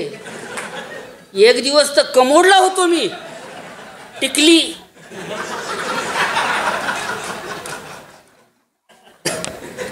म्हणजे काय काय सांगाव, काय दुःख सांगायला रात्र नाही, दिवस नाही, 1 महिना नाही, 1 वर्ष लागेल, एवढी दुःख आहेत. आणि तुमची सांगायला तर बघायचं कामच नाही. पण बघा, नको आईचा गजर, आई तू ही माहेरात, बे शेजारी पाजारी येगळच बघतात, बघ निघाला ग काटा धर तळ हातामंदी. काटा काढल्यानंतरचा हा खेळ आहे. लहानपणी ज्यांना काटा मोडलेला आहे त्यांनी हा खेळ खेळला आहे. आणि ज्यांना लहानपणी काटा मोडून हा खेळ खेळता आला नाही त्याच्यासारखा दलिंदर माणूस या पृथ्वी तलावर नाही. अशा माणसाला 4 मजली इमारतीवर घेऊन जायचं, मुंडक्यावर सोडायचं. आर्वे सरांच्या समोर सांगतो ही गोष्ट. गेला नाही परत घेऊन जा, परत सोडा, तरी नाही मिळा ठेचू ठेचू मारा. जगतो कशाला? म्हणजे ज्याला गुलाबाचा सुवास येत नाही, चिच म्हणल्यानंतर, चिच बघितल्यानंतर ज्याच्या तोंडाला पाणी सुटत नाही, अशा दलिंदर माणसानं जगून काहीच फायद्याचं नाही. त्यानं पटकन मरून जा, अशी गोष्ट आहे ती. बघा, लहानपणीचा खेळ आहे. आणि खेळ कोण खेळतात माहिती आहे का? जी प्रेम करतात ती माणसं खेळ खेळतात. जी माणसं प्रेम करतात तीच माणसं खेळ खेळतात. जी माणसं प्रेम करत नाहीत ती माणसं खेळ खेळत नाहीत. त्याचं उत्तम उदाहरण सांगतो मी. मला कळतसुद्धा नव्हतं. आमच्या शाळेच्या भिंतीवर पिपळाचं पान होतं, त्याच्यात रामाचा बाण होता. बाणवाल्यांना सांगायला पाहिजे ही गोष्ट. मी म्हणायचो हे नेमकं आहे काय? ही कला आली कुठून? पण खेळ खेळणं हे महत्त्वाचं आहे. जी माणसं प्रेम करतात तीच माणसं खेळ खेळतात. तुम्ही प्रेम करता का? करता का? प्रत्येक माणसानं प्रेम केलं पाहिजे. प्रत्येक माणसानं प्रेम केलं पाहिजे. प्रेम करणं हे जिवंतपणाचं लक्षण आहे. पण सगळ्यांनी मिळून एकावर नाही करायचं. आपली शाखा कुठेच असली नाही पाहिजे. आपली शाखा आपली असली पाहिजे. माईकवाला आहे का कोणी इथं? आहेत का? 1 मिनिट बोल द्या फक्त. ह्या माईकची सेटिंग व्यवस्थित नाही. नाही काय नाही, त्याला येऊ द्या, मी सांगतो त्याला. एक सेटिंग करून घेतलेली बरी असते. लोकांचं आयुष्य जाते सेटिंग करण्यामध्ये, तरी होत नाही. म्हणून बघा, लहानपणीचा खेळ बघा. बघा निघाला ग काटा धर तळ हातामंदी, बघा निघाला ग काटा धर तळ हातामंदी, पापणीच्या केसानं ग त्याला कर जाय बंदी. चोर आहे का पोलीस आहे कळायला पाहिजे ना. पापणीच्या केसानं ग त्याला कर जाय बंदी, बघ मुचकुनी काटा केलं दोघाला बेजार, बघ मुचकुनी काटा केलं दोघाला बेजार, रोज मोडावेत तुला, रोज मोडावेत तुला काटे हजार हजार, तू ग नाजूक हरणी. म्हणजे लेकीबळी माहेरला आल्या की आज्या पंज्या मावश्या म्हाताऱ्या कोताऱ्या अशा जवळ येतात, माया करतात ना. काय म्हणतात त्याला? आलाबला. लग्नानंतर कळालं ते आपल्यावर मोडलेले असतात.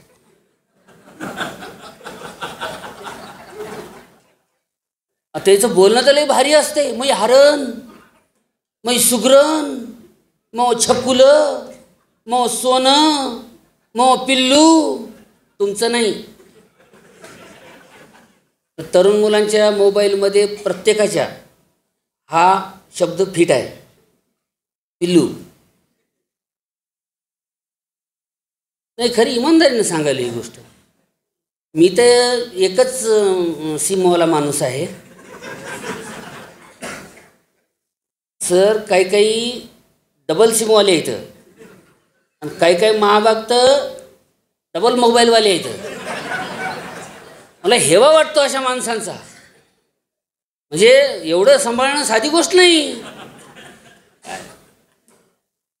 त्याचं बोलणं सोनं पिल्लू त्याला काय माहीत आहे हा आतंकवादी कारवाया करून इथं आलेला आहे म्हणून. सहन तर आपल्याला करावं लागते. आलेत का त्यांना म्हणा फक्त थोडा इको वाढवा.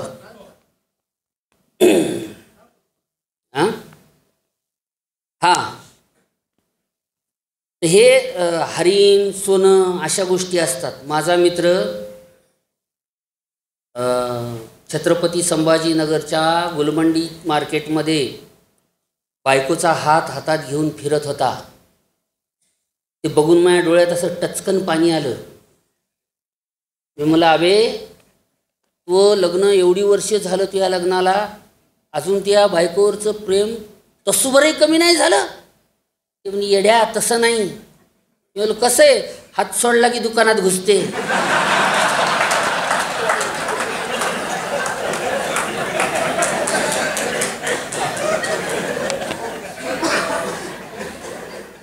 त्या दिवशी माझे डोळे असे खटकन उघडले.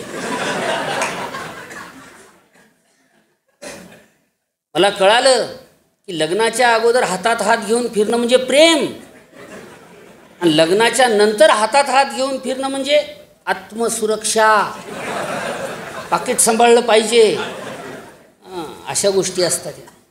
तू गा नाजूक हरणी देतो बिब्याचा फणका दृष्ट लागणार नाही कुरूपाचा धोका. म्हणजे लय झालं रे भैया.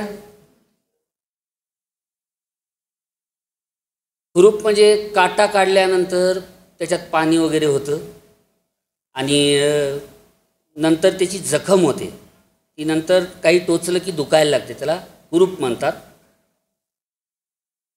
तू ग नाजूक हरणी देतो बिब्याचा फणका दृष्ट लागणार नाही कुरूपाचा धोका. आणि शेवटे जरा जपून चालावं बऱ्यानं सतात वाटा का बऱ्या नाहीये. भाऊ दादा भैया भाई हे जिव्हाळ्याचे मायेचे आधाराचे शब्द होते. आज भाऊ दहशतीत बदलला, भैया दहशतीत बदलला, भाई दहशतीत बदलला. तुम्हा सगळ्यांना एकच विनंती करायची आहे की या शब्दांचं पावित्र्य आपण टिकवलं पाहिजे, जपलं पाहिजे. नाही तर काय होतं की आपण काही गोष्टीचं पावित्र्य जपत नाही आणि आपण महापुरुषांची नावं घ्यायला लागतो. पण आपण असं करायला नको. म्हणून म्हणतो जरा जपून चालावं बऱ्यानं सतात वाटा बाई टप्पून असतो वाटवर काटा. धन्यवाद.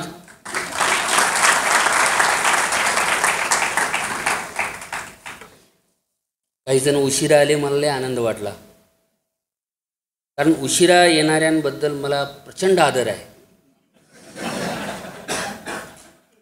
असं वाटतंय त्याचे पटापटा मुके घ्यावेत. हुशार माणसं. वर्ल्ड ट्रेड सेंटर पडलं, मुंबईचा आतंकवादी हमला झाला. कोण वाचलं? तुम्ही लक्षात ठेवा ही गोष्ट.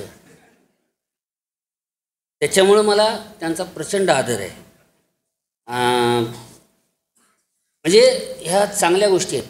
पण काही गोष्टी उशिरा होणं चांगली गोष्ट नाही. काही गोष्टी टायमात झाल्या पाहिजे. टायमात कशा होतात? आता मी एखादी ओळ म्हणली, तुमची दाद आली तर त्याला टायमिंग म्हणतात. आणि टायमिंग कुणाला जमते? नाही उशिरा येणाऱ्यांना नाही. ज्याला पार्लेचं बिस्किट चहामध्ये बुडून पटकन तोंडात टाकता येते त्याला टायमिंग जमते. आणि ज्याला हे जमत नाही त्यानं पटकन मारून जावं त्याला जिंदगीत काहीच जमणार नाही. मग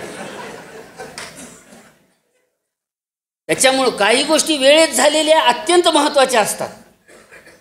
नाही तर मग आपले अण्णा होतो, आपला अण्णा होतो, अण्णा. हां, नाही ते नाही, अण्णा म्हणजे भाऊ रे भैया, आणि आयुष्यभर भाऊच राहतो मग तो. तर ह्या गोष्टी लक्षात ठेवल्या पाहिजे. म्हणजे ज्या दिवसात आंब्याला आंबे आहेत त्या दिवसातच आंब्याला दगड मारायचा. ज्या दिवसात आंब्याला आंबे नाहीत त्या दिवसात आंब्याला कशाला दगड मारायचा. पण मारला तरी काय होईल, पालापाचोळा गळणार, कावळा उडणार. त्याच्यामुळे टायमात काही गोष्टी केलेल्या अत्यंत महत्त्वाच्या असतात. प्रेम पण टायमात केलं पाहिजे. ते कधी होऊ शकतं. म्हणजे इथं भूतकालीन तरुण बसलेत याचा अर्थ असा नाही की ते प्रेम करत नाहीत, करतात, पण आपण त्यांच्याकडे त्या पद्धतीनं बघतच नाही. माझं एवढंच म्हणणं आहे, हरा भरा मन मजा देता है, थका हुआ तन सजा देता है, कुकर कितना भी पुराना क्यों न हो जाए, एक बार तो सीटी.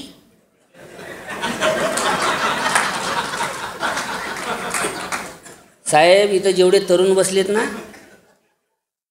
मायावयाचे, त्याला एक सांगायचं मला, आपण 60 रुपये किलोचे अंगूर आहोत. मनुकाची किंमत लई महाग असते.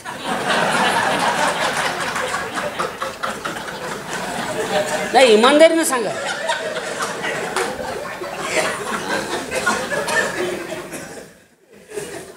तोफा किती जुने आहेत हे महत्वाचं नाही, बारूद किती जिवंत आहे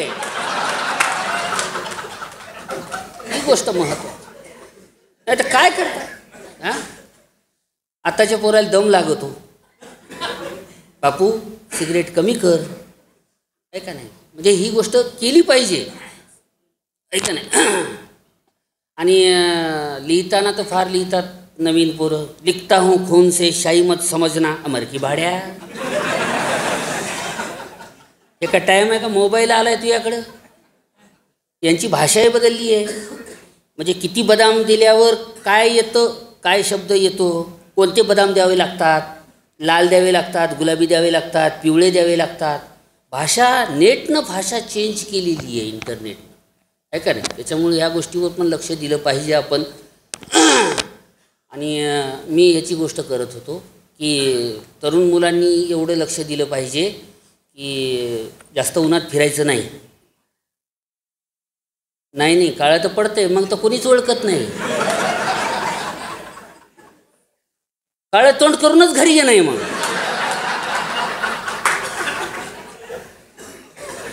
जास्त उन्हात फिरायचं नाही, ताण घ्यायचा नाही. कारण इथं ताण आला इकडचं फ्यूज पटकन उडते, मग आपण कोणत्याच कामाचे राहत नाही. त्याच्यामुळे ही गोष्ट लक्षात ठेवायची. इश्क पोतराजी नावाची कविता आहे बघा. मी प्रेमावर बोलतो, त्याचे एक कारण आहे. कारण जी माणसं प्रेम करतात त्यांचा इस्तीजल्याशिवाय राहत नाही. इस्तीजनं माहिती आहे का तुम्हाला. आणि इथं भरपूर लोक अशी आहेत ज्यांचा इस्तीजलेला आहे, ज्याची राख झालेली आहे, ज्याचे केंडे झालेले आहेत, अडतासं कडतासं लागलेत, असे भरपूर लोक आहेत. पण बोलणार कुणाला, आहे का नाही. त्याच्यामुळं माझ्यावर संस्कारच प्रेमाचे झालेत. लहान होतो तेव्हा आई वडील म्हणायचे, बघ बाहेर गेल्यावर कोणाशी भांडायचं नाही, सगळ्यांशी प्रेमानं वागायचं. पहिला धडा घरात, आणि शाळेत गेलो तिथं तर प्रार्थनाच होती, खरा तो एकची धर्म जगाला प्रेम अर्पावे. त्याच्यामुळं माझा प्रेमावर प्रचंड विश्वास आहे. पण गुरुजी लोकांचा प्रेमावर विश्वास नाही. त्याचं कारण आहे, मागं जनगणना आली होती. मी म्हणलं काय सर काय काम चालू आहे. काय नाही म्हणे जनगणनेचं काम चालू आहे. मी म्हणलं वा वा छान आहे, तुम्हाला एक्स्ट्रा भेटत असेल. तेव्हा कयाचं एक्स्ट्रा भेटतंय, पैदा दुसरेच करतात आणि मोजावे आम्हाला लागतात म्हणे.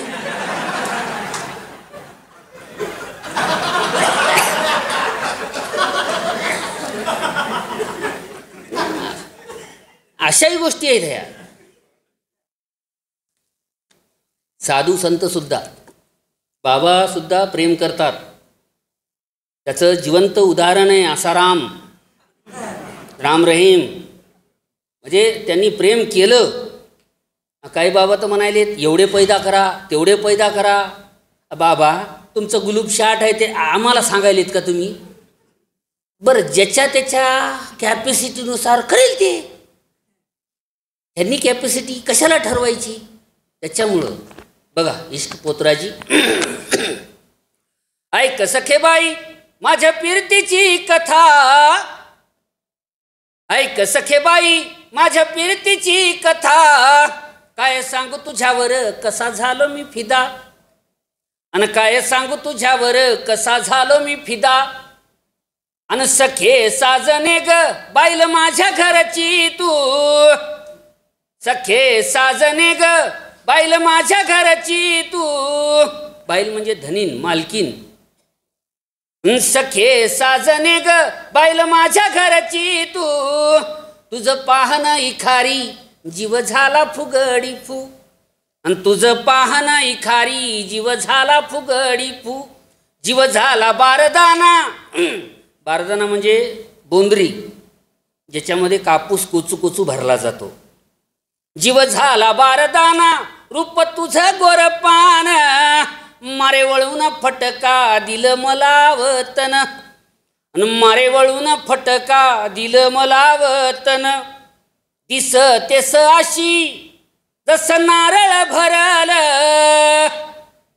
दिस तेस अशी जसं नारळ भरल.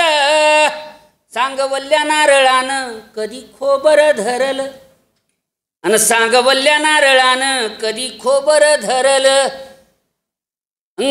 तू हा पदर लई यावली त्यानं केलं ग घायाळ. पदर दोन प्रकारचे असतात. एक पदर माईचा असतो, त्याला धरून लेकरू चालायला लागते. आणि एक दुसरा एक पदर असतो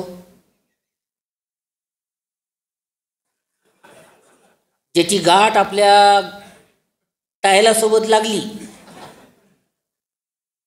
आणि फेरे मारले मारले मारले नंतर आपण जे आदळायला सुरू होतो कोणाला सांगता येत नाही, बोलताही येत नाही. त्याच्यामुळं आणि हात पण दोन प्रकारचे असतात. माईचा हात डोक्यावरून फिरला की केस येतात.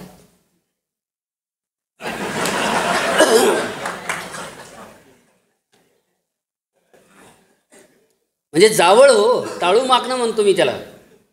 मागतात ना टाळू लहान लेकराची, नंतर मग टाळूवरचे केस जायला लागतात, टाळू गरम व्हायला लागते. मग नाही ही खरी गोष्ट आहे की नाही सर? बिलकुल. बघा सहमती दर्शवणारे म्हणजे ही चांगली गोष्ट असते. माझा मित्र म्हणे नारायण बायकोच्या मेकअपचा खर्च परवडना झाला आहे. अबे सोपं गणित आहे, करू नको. नाही म्हणे मग बायको परवडत नाही. कोणाचे काय प्रॉब्लेम काय नाही सांगता येत नाही ना. एक ताई अशा कार्यक्रमात माझ्याकडे अशी रागानं बघायला लागली. मी म्हणलं ताई काही चुकलं का? नाही काही नाही चुकलं. कविता नाही आवडली का? नाही म्हणे आवडली कविता. म्हणून माझ्याकडे एवढं रागानं का बघालात तुम्ही? तर बाई म्हणे काय नाही म्हणे, तो तोंड म्हणा माझ्या सासूसारखं दिसाले.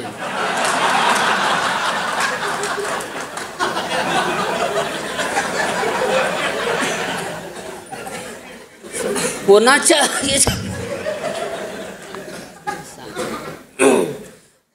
तू पदर लई यावली त्यानं केलं ग घायाळ, आणि फोक मारीला साकी त्याचा बुझच नावळ. तू ह्या जीवाच्या पोथीला मग ह्या जीवाचं वस्तर. पोथी म्हणजे ग्रंथ, आणि ज्याच्यात ती बांधून ठेवतात त्याला वस्त्र म्हणतात. मी बायकोवर किती जरी बोललो तरी बायकोवरचं माझं प्रेम वृद्धिंगत होतं. ही चांगली गोष्ट आहे. आपण आपल्याच बायकोबद्दल बोललं पाहिजे, दुसऱ्यांच्या बायकाबद्दल नाही बोलायचं. त्याच्यामुळं आपले अनुभव जे आहेत ना ते अनुभव आपण मांडले पाहिजे. पण लग्नाची व्याख्या फार सुंदर आहे ही. तू ह्या जीवाच्या पोथीला मग ह्या जीवाचं वस्तर, काय सांगू सखे बाई लई वंगाळ सास्तर, आणि काय सांगू सखे बाई लई वंगाळ सास्तर. एका बेवकताला हो, जी जुनी पिढी आहे त्यांनी ही गोष्ट अनुभवलेली आहे. एका बेवकताला हळू सासल घेतला, वल सावलीला तिचा हात हातात घेतला, झाली कावरी बावरी हात सोडीत लाजली. आता कापूस येचाया मी ही लक्ष्मी पुंजली.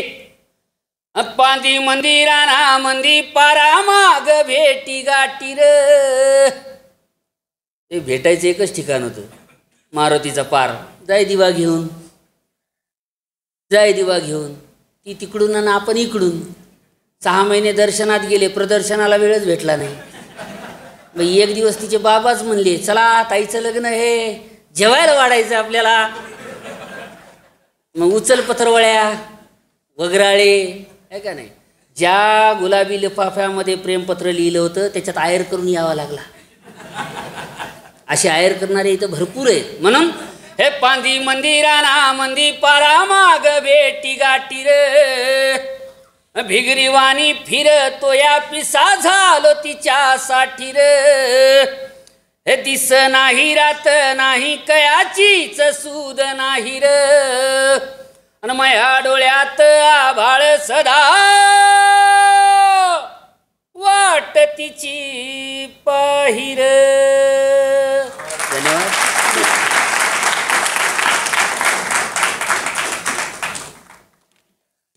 बस झालं, घेऊ अजून? नाही तुम्ही थकलात का म्हणलं? बोर झालंय? इथं बोर झाल्यावर बाहेर जाऊन काय करणार आहोत?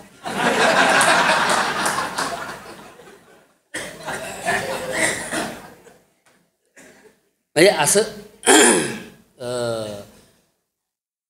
चांगलं होतं. असं हसलं की माणूस ताजं टवटवीत होतं, आयुष्य वाढतं. सरांनी सांगितलं ही चांगली गोष्ट आहे, हसलं पाहिजे, पण कुठे हसलं नाही पाहिजे. टायमावर हसलं की चांगली गोष्ट असते. पण हसणं हे जगातलं सगळ्यात सुंदर टॉनिक आहे. तुम्ही हसा, तुम्ही सुंदर दिसाल. म्हणजे तुमच्या म्हणजे तोंडामध्ये कवळी असेल आणि ती गळून जरी पडली, तुम्ही हसत असाल तर तुम्ही सुंदर दिसाल. ही नारायणपुरीची गॅरंटी आहे. अशी गॅरंटी कोणीच देत नाही, आपण देतो. म्हणून कोरोनाचा उल्लेख निघाला. साहेब, कोरोनामध्ये 2 माणसांनी प्रचंड मेहनत घेतलेली आहे. एक म्हणजे पोलीसवाल्यांनी आणि दुसरी म्हणजे डॉक्टर लोकांनी. घेतली आहे की नाही? म्हणजे पहिली लस जेव्हा आली, डॉक्टरनं मला डाव्या हातात दिली. दुसरी लस आली, उजव्या हातात दिली. पोलीसवाल्यांनी कधीच विचारलं नाही साहेब, त्याला वाटेल तिथं डोस दिले.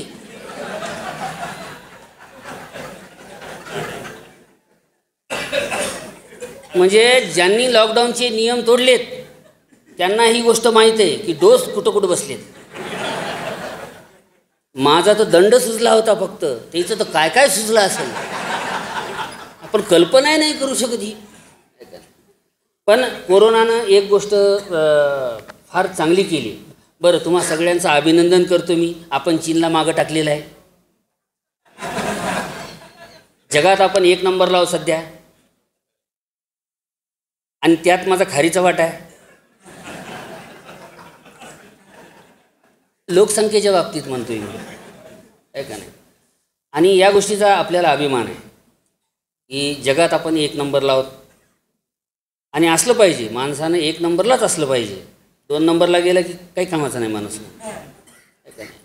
म्हणून पण कोरोनाची गोष्ट फार भारी होती की माणूस माणसात नाही, माणूस माणसात नाही, माणूस माणसात नाही. कोरोना वाढला कसं काय? माणूस माणसात नाही तर कोरोना वाढला कसं काय? पण माणूस माणसात नाही याचा अर्थ जे गावाकडून शहरात गेलेत आणि जे शहरातून गावाकडे येतच नाहीत, कोरोनानं त्यांना गावात पोहोचवलं. आणि मग त्यांना कळू लागलं की आपली माणसं कोण आहेत, आपलं गाव काय आहे, आपली माती काय आहे. ही गोष्ट कोरोनानं केली. मी गावाकडे होतो कोरोनामध्ये. एक मित्र असा टेन्शनमध्ये बसला. मी म्हटलं अरे काय झालं? नाही म्हणे नारायण कुणीच वाचणार नाही, सगळे मरणार आहेत. मी म्हटला मरू दे की, तुला काय टेन्शन आहे? नाही म्हणे सगळ्यात शेवटी जे मरल त्याला मसनवट्यात कोण घेऊन जाईल.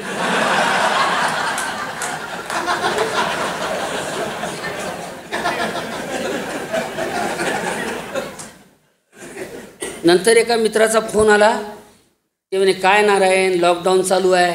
मी बोला अबे सगळीकडेच चालू आहे. नाही म्हणे आपल्याच घरात आपल्याच बायकोसोबत बंद. बरं म्हणे या टायमाला ब्युटी पार्लर पण बंद आहे.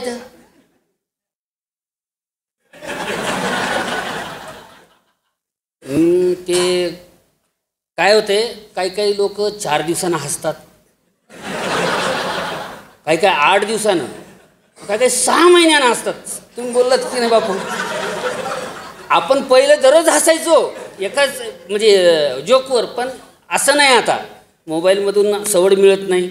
मग ज्यावेळेस बाथरूममध्ये जरी आठवला जोक तरी मग माणूस बाथरूममध्ये हसायला लागते. पण हसणं ही चांगली गोष्ट आहे, काय का? तर मी म्हणलं अबे सगळीकडेच लॉकडाऊन आहे, सगळं बंद आहे. नाही म्हणे ह्याच्यापेक्षा काळ्या पाण्याची शिक्षा झाली असती तर बरं झालं असतं. मी म्हणलं थांब जरा. मग 2-4 दिवसानं फोन आला. बरं झालं म्हणे सरकारनं दुकानं उघडली, आता सगळं सुंदर दिसायला म्हणे.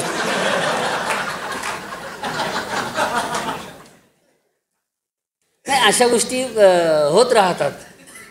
आता मराठीचं आपल्याला आदर आहे, मराठीवर आपण प्रेम करतो, मराठी ही आपली मातृभाषा आहे.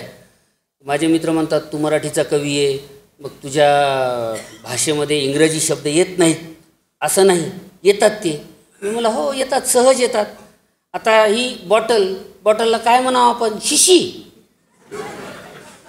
पण ही शिशाची नाही आहे का नाही?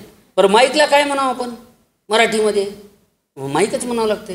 नाही म्हणे आपण काय करू, मी असं करतो की जे दुकान मराठीमध्ये आहे, ज्याचं नाव मराठीमध्ये आहे, तिथूनच मी सामान घेणार. सगळा मार्केट फिरून आला. एकाच ठिकाणी एकच पाटी होती काळ्या बोर्डावर.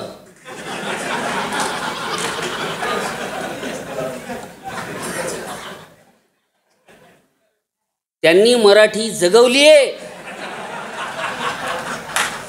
आणि मराठी माणसाला जगवले. आणि एवढं जगवलंय की UP बिहारवाले तिकडून इकडे यायला लागले. म्हणजे इथं जगायचं हे आहे बा, काय सुकाळ आहे आणि जगता येते आपल्याला. असं एवढं आपलं मराठीवरचं प्रेम आहे. जांगडगुत्ता नावाची कविता घेतो तुमच्या समोर. प्रेम कविता आहे, सगळ्यांनी ऐकलेली आहे. आपलं काय म्हणणं आहे की आपण आपल्या शब्दात लिहिलं पाहिजे, आपल्या भाषेत लिहिलं पाहिजे आणि मातृभाषेत लिहिलं पाहिजे. नाही तर ते पहिले वगैरे कवी वगैरे होते, सांग प्रिय मी तुझ्यासाठी काय करू, चंद्र आणू, सूर्य आणू, तारे आणू. अरे ह्या काय बापाची प्रॉपर्टी आहे? याला एक घागर हापस म्हणलं तर हापसी नव्हे ना. हां बरं हे बसमध्ये बसलं तर कंडक्टरकडे राहिलेले 2 रुपये कंडक्टर ह्याला वापस देईना. अशा गोष्टी असतात ह्या. पण आपण आपल्या अवकातीत लिहिलं पाहिजे, आपल्या भाषेत लिहिलं पाहिजे. प्रश्न असतील, समस्या असतील, प्रेम असेल, दुःख असेल, काही असेल. नाही तर ते जुने गाणे तर लई भयानक होते की येसुओं के साये में कब हमें सुलाओगे, म्हणजे केसांच्या सावलीत मला कधी झोपवशील. प्रेमी म्हणालाय प्रियसीला, त्याला म्हणतात इज्जत काढून घेणं.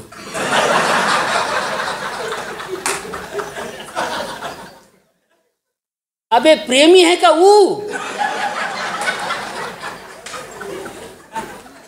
कळालं पाहिजे. एक गाणं तर भयानकच आहे. काय 100 साल पहले मुझे तुमसे प्यार है, प्यार था आज भी है और कल भी रहेगा. और मानसाव का भूत इथं 60च्या वर आकडा जायना झालाय. कयाचं काही जिंदगी की ना तुटे लडी प्यार करले घडी दो घडी नंतर का डोके फोडून घेता. एक गाणं तर एवढं अवकात काढून घेणार आहे. तू धरती पे चाहे जहां भी रहेगी तुझे तेरी खुशबू से पहचान लूंगा.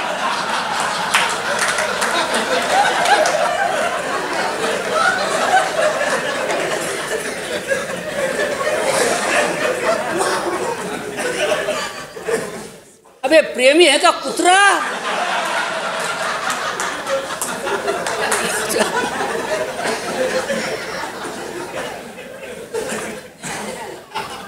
म्हणजे असं नाही लिहिलं पाहिजे. आपण साधं लिहिलं पाहिजे. सिंपल. मी तुम्हाला पहिलेच म्हणलं की साधं सोपं सरळ ते लिहावं. उगाच कशाला खोलात शिरावं. त्याच्यामुळं बघा प्रेम कविता जांगड गुत्ता. याच्यानंतर तुम्हाला काही ऐकावं वाटलं तर मला सांगा. नाहीतर टाळ्यांचे सगळे प्रकार मला कळतात. बघा प्रेमाचा जांगड गुत्ता ग जीव झाला हा खलबत्ता ग. प्रेमाचा जांगड गुत्ता ग जीव झाला हा खलबत्ता ग. उखळात खुपसले तोंड प्रिये. ज्यांचं गेले त्यांच्यासाठी आणि ज्यांचं जाणार आहे त्यांना हार्दिक शुभेच्छा. उखळात खुपसले तोंड प्रिये मुसळाचा तुंबळ रट्टाग. तू लाजाळू परी कोमल ग. म्हणजे लाजाळू म्हणजे तुम्हाला माहित आहे ते असं स्पर्श केलं की मिटून घेते. तू लाजाळू परी कोमल ग मी निवडुंगाचे झुडप प्रिये. तू तुळशी वाणी सत्वशील. तुळशीचे रोपं दिले त्यांचं अभिनंदन कारण ती सत्वशील आहे. 24 तास ऑक्सिजन देणारं झाड आहे. आता एकही झाड असं नाही राहिलं जे ऑक्सिजन द्यायले ते सगळे घ्यायले. म्हणजे घरातल्या झाडापासून सुरुवात. हा ना. एक तुळशीचं झाड लावणं होय ना आरेका पाम लावायले तो. आणि ते किती दिवस टिकत आहे 15 दिवसात वाळून झाले ते. त्याच्यामुळे असल्या भानगड नाही करायचे. हे चांगली गोष्ट आहे ना. ही देशीवान आहे. आपण आपल्या संस्कृतीवर प्रेम केलं पाहिजे. दुसऱ्याची संस्कृती घरात कशाला आणायची. आणल्यावर आपल्या घराच्या संस्कृतीचं वाटोळं होते.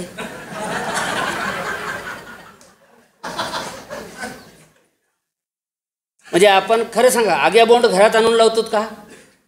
ते आरे का पाम लावायले तर असल्या गोष्टी नाही करायच्या. बघा तू तुळशी वाणी सत्वशील मी आग्या बोंड ये ताळ प्रिये. तू इडा रंगीला ताराचा. संभाजीनगरला तारा पान सेंटर आहे. पान फेमस आहे त्याचं. मोड तोड पानं भेटतात. मी पाटी वाचली आहे.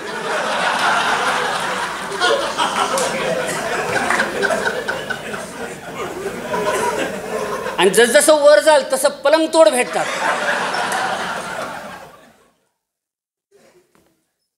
तू इडा रंगीला ताराचा मी रसवंतीचा चोथा ग.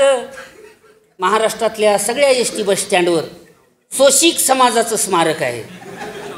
त्याचं नाव आहे नवनाथ रसवंती ग्रह. म्हणजे घुंगराच्या तालावर उसाचा जीव काढला जातो. रस भगुन्यामध्ये स्वतः डब्यात. आपली अवस्था तशी आहे. त्याच्यामुळं घरी जाताना हसत जायचं नाही. हसत गेलं की 100 प्रश्न उपस्थित होतात. कुठं होता. काय करत होता. किती वेळ झालाय. कोणासोबत होता. मी जिवंत असताना तुमची हसण्याची हिंमत कस काय झाली. घरात तर अजगरासारखी पडून असता. त्याच्यामुळे हसत जायचं. ही एक गोष्ट लक्षात ठेवायची. बघा तू इडा रंगीला ताराचा मी रसवंतीचा चोथा ग. प्रेमाचा जांगड गुत्ता ग जीव झाला हा खलबत्ता ग. उखळात खुपसले तोंड प्रिये मुसळाचा तुंबळ रट्टा ग. तू पखवाजाचा भक्तिनाद. लग्नानंतर माणूस दोन्हीकडून बदललं जाते. एक हात माईचा असतो दुसरा सांगायची गरज नाही. पण चित्र पखवाजाचं बघा. पखवाजाला डोळ्यासमोर आणा. तू पखवाजाचा भक्तिनाद, मी कडकड घाई हलगीची. तू विना हरीच्या हाताची, तू विना हरीच्या हाताची. मी तुन तार तुन्याची. कोणी वाजून जाते. तू विना हरीच्या हाताची, मी तुन तार तुन्याची. तू आषाढ वारी अभंग ग, तू आषाढ वारी अभंग ग, मी परमित तुमचा जथ्था ग. प्रेमाचा जांगड गुत्ता ग, जीव झाला हा खलबत्ता ग. तू सूप चायनीज चटकदार. चायनानं 2 गोष्टीले परमनंट दिलेल्या आहेत. एक चायनीज फूड, दुसरा कोरोना. त्याचे वर्जन येणार आहेत. म्हणून तू सूप चायनीज चटकदार, तू सूप चायनीज चटकदार, मी झडपीची सुगडी खिचडी. देशाच्या भविष्याला दिला जाणारा अत्यंतिक सकस आहार. मी पेपरात वाचलेल्या गोष्टी आहेत ह्या. म्हणजे हाय प्रोटीन मिळावं लेकरांना म्हणून पाली, उंदराच्या लेंड्या, आणि वेगळा फ्लेवर यावा म्हणून झुरळं. देशाच्या भविष्याचा प्रश्न आहे हा. म्हणून तू सूपच्या, आणि शिकवायला कोण? गुरुजी. गुरुजी घरी कधी म्हणजे कुकरचं झाकण लावत नाही, पण शाळेत शिजवावं लागत आहे. पर्याय नाही काही. बघा, तू सूपच्या निज चटकदार, मी झडपीची सुगाडी खिचडी. तू बटर नान तंदूर गरम, मी हायब्रिड भाकर धांदाडी. तू पनीर कोपता काजू करी, तू पनीर कोपता काजू करी, मी हिरव्या मिरचीचा. प्रेमाचा जांगड गुत्ता ग, जीव झाला हा खलबत्ता ग. तू काळी नागिन सळसळती. चित्र बघा, जस्ट इमॅजिन. काही लोकांना नागिनीचा एकच प्रकार माहीत आहे सर, दुसरा प्रकार माहीत नाही. रानावनात फिरणारी नागिन चावली तर तिच्यावर उतारा असतो.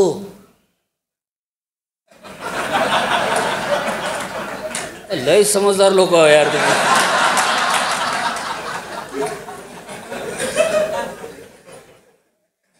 दुसरी नागिन चावली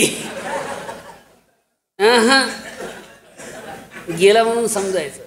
म्हणून तू काळी नागिन सळसळती, मी म्हांडुळाची चाल प्रिये. तू काळी नागिन सळसळती, मी म्हांडुळाची चाल प्रिये.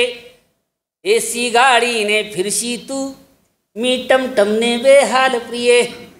एसी गाडीने फिरशी तू, मी टमटमने बेहाल प्रिये. तू नॅशनल हायवे समृद्धी,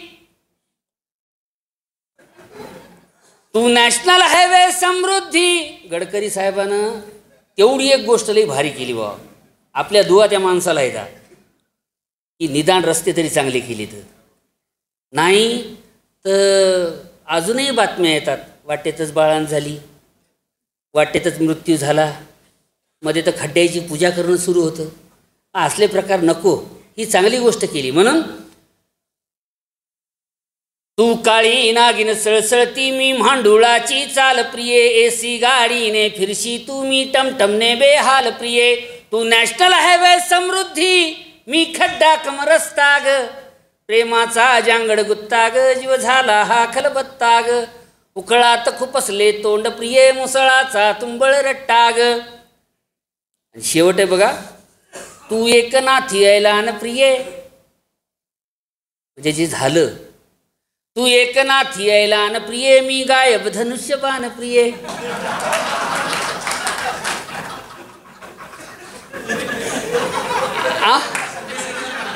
हो ना.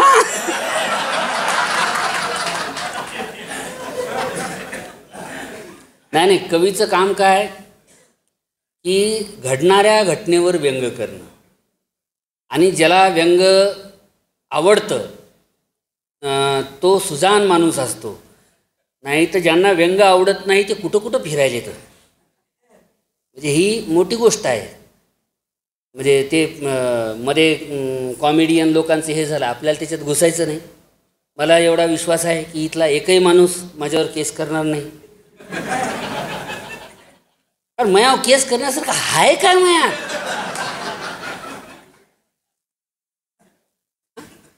आणि हे तोडलं तरी माझं काय जाणार आहे? तर हे तोडू शकत नाही कोणी.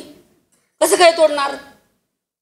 त्याच्यामुळं बघा, तू एकनाथ यायलान प्रिये, मी सावध धनुष्यबाण प्रिये. तो हातात आल्यानंतरची गोष्ट. तू एकनाथ यायलान प्रिये, मी सावध धनुष्यबाण प्रिये. मी वेळ हातावर आलेली, मी वेळ हातावर आलेली, तू कमळा परिवे भान प्रिये.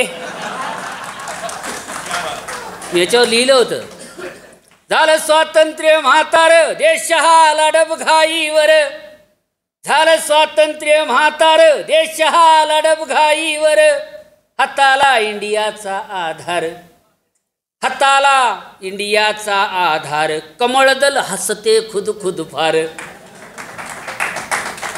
कमळदल हसते खुद खुद फार. घड्याळी लंबक हा बेजार जी जी जी. चुन्याचं काय काय चुन्याचे हे असतील, म्हणजे पुण्य असेल चुन्याचं की त्यांना चुन्यावरून जावं लागलं. त्या गोष्टी आहेत अशा. पण पक्षावर किंवा व्यक्तीवर टीका करणं हा हे नाही. तुम्हाला राजकीय आवडतं का? नाही नाही, इमानदारीने सांगालो, मला घरी जायचं आहे.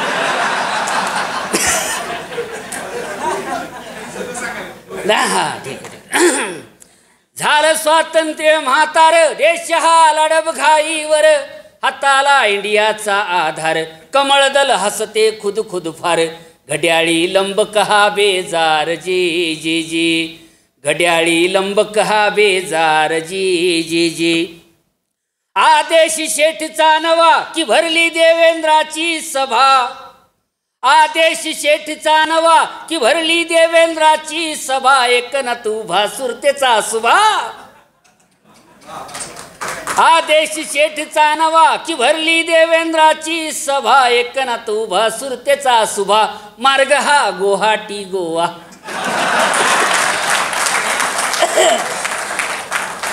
मार्ग हा गुवाहाटी गोवा.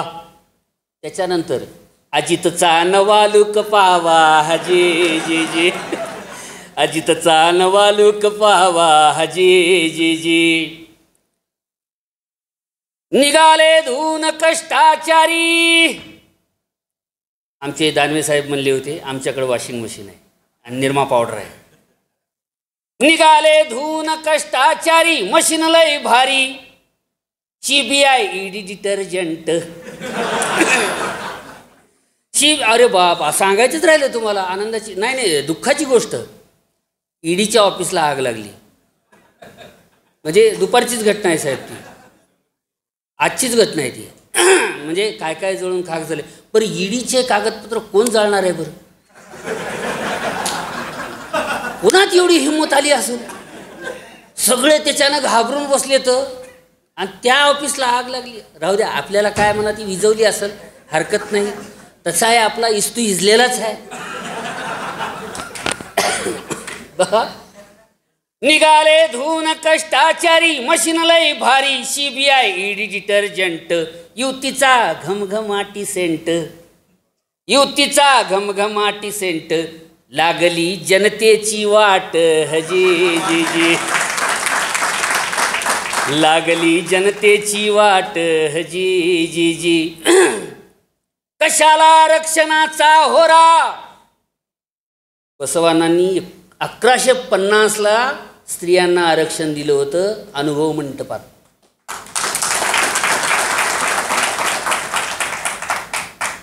तर तेव्हापासून आरक्षणाचे जनक बसवांना. म्हणून कशाला आरक्षणाचा होरा, आंदोलक घेरा, लाठीमार करा. इलेक्शन आलं डोक्यावरती, सुरू करा गाजराची शेती. आता पैसे भेटणार नाहीत तुम्हाला. सुरू करा गाजराची शेती, उकरा वादनवान वाह जे जे जे. भारत हवा की इंडिया हवा जे जे जे. G20ची गेली हवा जे जे जे. धन्यवाद. हां, पण तो एक तुकडा राहिला, तो तुकडा पूर्ण करून थांबतो.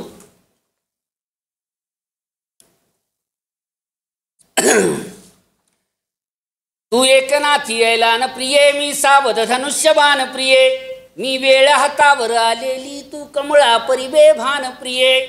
सामान्य माणसाचं काय दुःख आहे. तू सत्ताधारी माजोरी. सरकार कोणाचं आहे असो, जुने गेले, जुने सरकार ते गेले, बरे झाले बरे झाले. नवे सरकार तर कळले, बरे झाले बरे झाले. तू सत्ताधारी माजोरी, मी हताशलेली जनता ग. प्रेमाचा जांगड गुत्ता ग, जीव झाला हा खलबत्ता ग. उकळात खुपसले तोंड प्रिये, मुसळाचा तुंबळ रट्टा ग. धन्यवाद. तुम्ही मला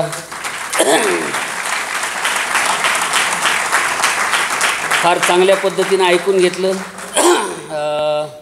काही चुकलं माकलं असेल तर क्षमा करावी. नाही नाही, अजून उठू नका, थांबा जरासं. तर बसवांनांची जी जयंती उत्सव व्याख्यानमालेच्या अनुरूपानं तुम्ही साजरी करताय, त्याबद्दल मी तुम्हाला हार्दिक अभिनंदन देतो, अभिनंदन करतो. आणि एक जागतिक वसुंधरा दिन असा एक उपक्रम, खूप चांगला उपक्रम आहे. मला एवढंच म्हणायचं आहे की 1 लिटर पाणी तुम्ही झाडाला देता, तुम्ही देत नाहीत झाडाला. मला माहीत आहे बदमाश लोक आहेत, पण 1 लिटर पाणी झाडाला न देता हे तुमचे नवीन नवीन फोटोचे वगैरे जे ॲप येत आहेत ते डाउनलोड न करणं हा आपल्या हातात एक झाडांना आणि पाण्याला वाचवण्याचा उपाय आहे. कारण 1 फोटो डाउनलोड करण्यासाठी 1.5 लिटर पाणी लागतं. 1 फोटो डाउनलोड करण्यासाठी जे तुम्ही नवीन नवीन ॲप वापरता ना, ते मध्ये कोणते कोणते जिबली बिबली काय खबली आलते, तसले ॲप न वापरणं याचा एकच अर्थ आहे की तुम्ही 1.5 लिटर पाणी वाचवता. कारण 1 फोटो डाउनलोड आणि तयार करण्यासाठी जर 1.5 लिटर पाणी जात असेल आणि त्याला जर आपण जिम्मेदार असू तर ते आपण होऊ देऊ नये, ही आपण शपथ घेऊयात. आणि जाता जाता फक्त एवढंच सांगतो की झुंजण्यातच जिंकण्याचा द्वेष भिनला पाहिजे, आसवातच रंग रक्ताचा मिसळला पाहिजे. हार किंवा जीत होणे हा खरा निर्णय नव्हे, जो दगा देईल त्याचा कट उधळला पाहिजे. आणि हेच मुंगी एक मुंगी साकडे घाली तिच्या देवाकडे, एक माझ्या हातून पर्वत सरकला पाहिजे. होत गेली निर्मिती तो तसतसा झाला निळा, या नभाचा रंग आधी शुभ्र असला पाहिजे. हेच भरकटणे उद्या होईल मग तुमची दिशा, फक्त तुमचा एकदा तारा चमकला पाहिजे, फक्त तुमचा एकदा तारा चमकला पाहिजे. बुरकुले सर, तुमचे धन्यवाद देतो तुम्हाला की तुम्ही मला इथं बोलवलं. यांच्यासोबत व्यक्त होण्याची, यांच्यासमोर व्यक्त होण्याची ही एवढी दिग्गज माणसं इथं बसली. लोक बसत नाहीत साहेब, कार्यक्रम झाला की निघून जातात. पण तुम्हाला सलाम आहे या गोष्टीचा की तुम्ही पूर्णवेळ कार्यक्रम ऐकला.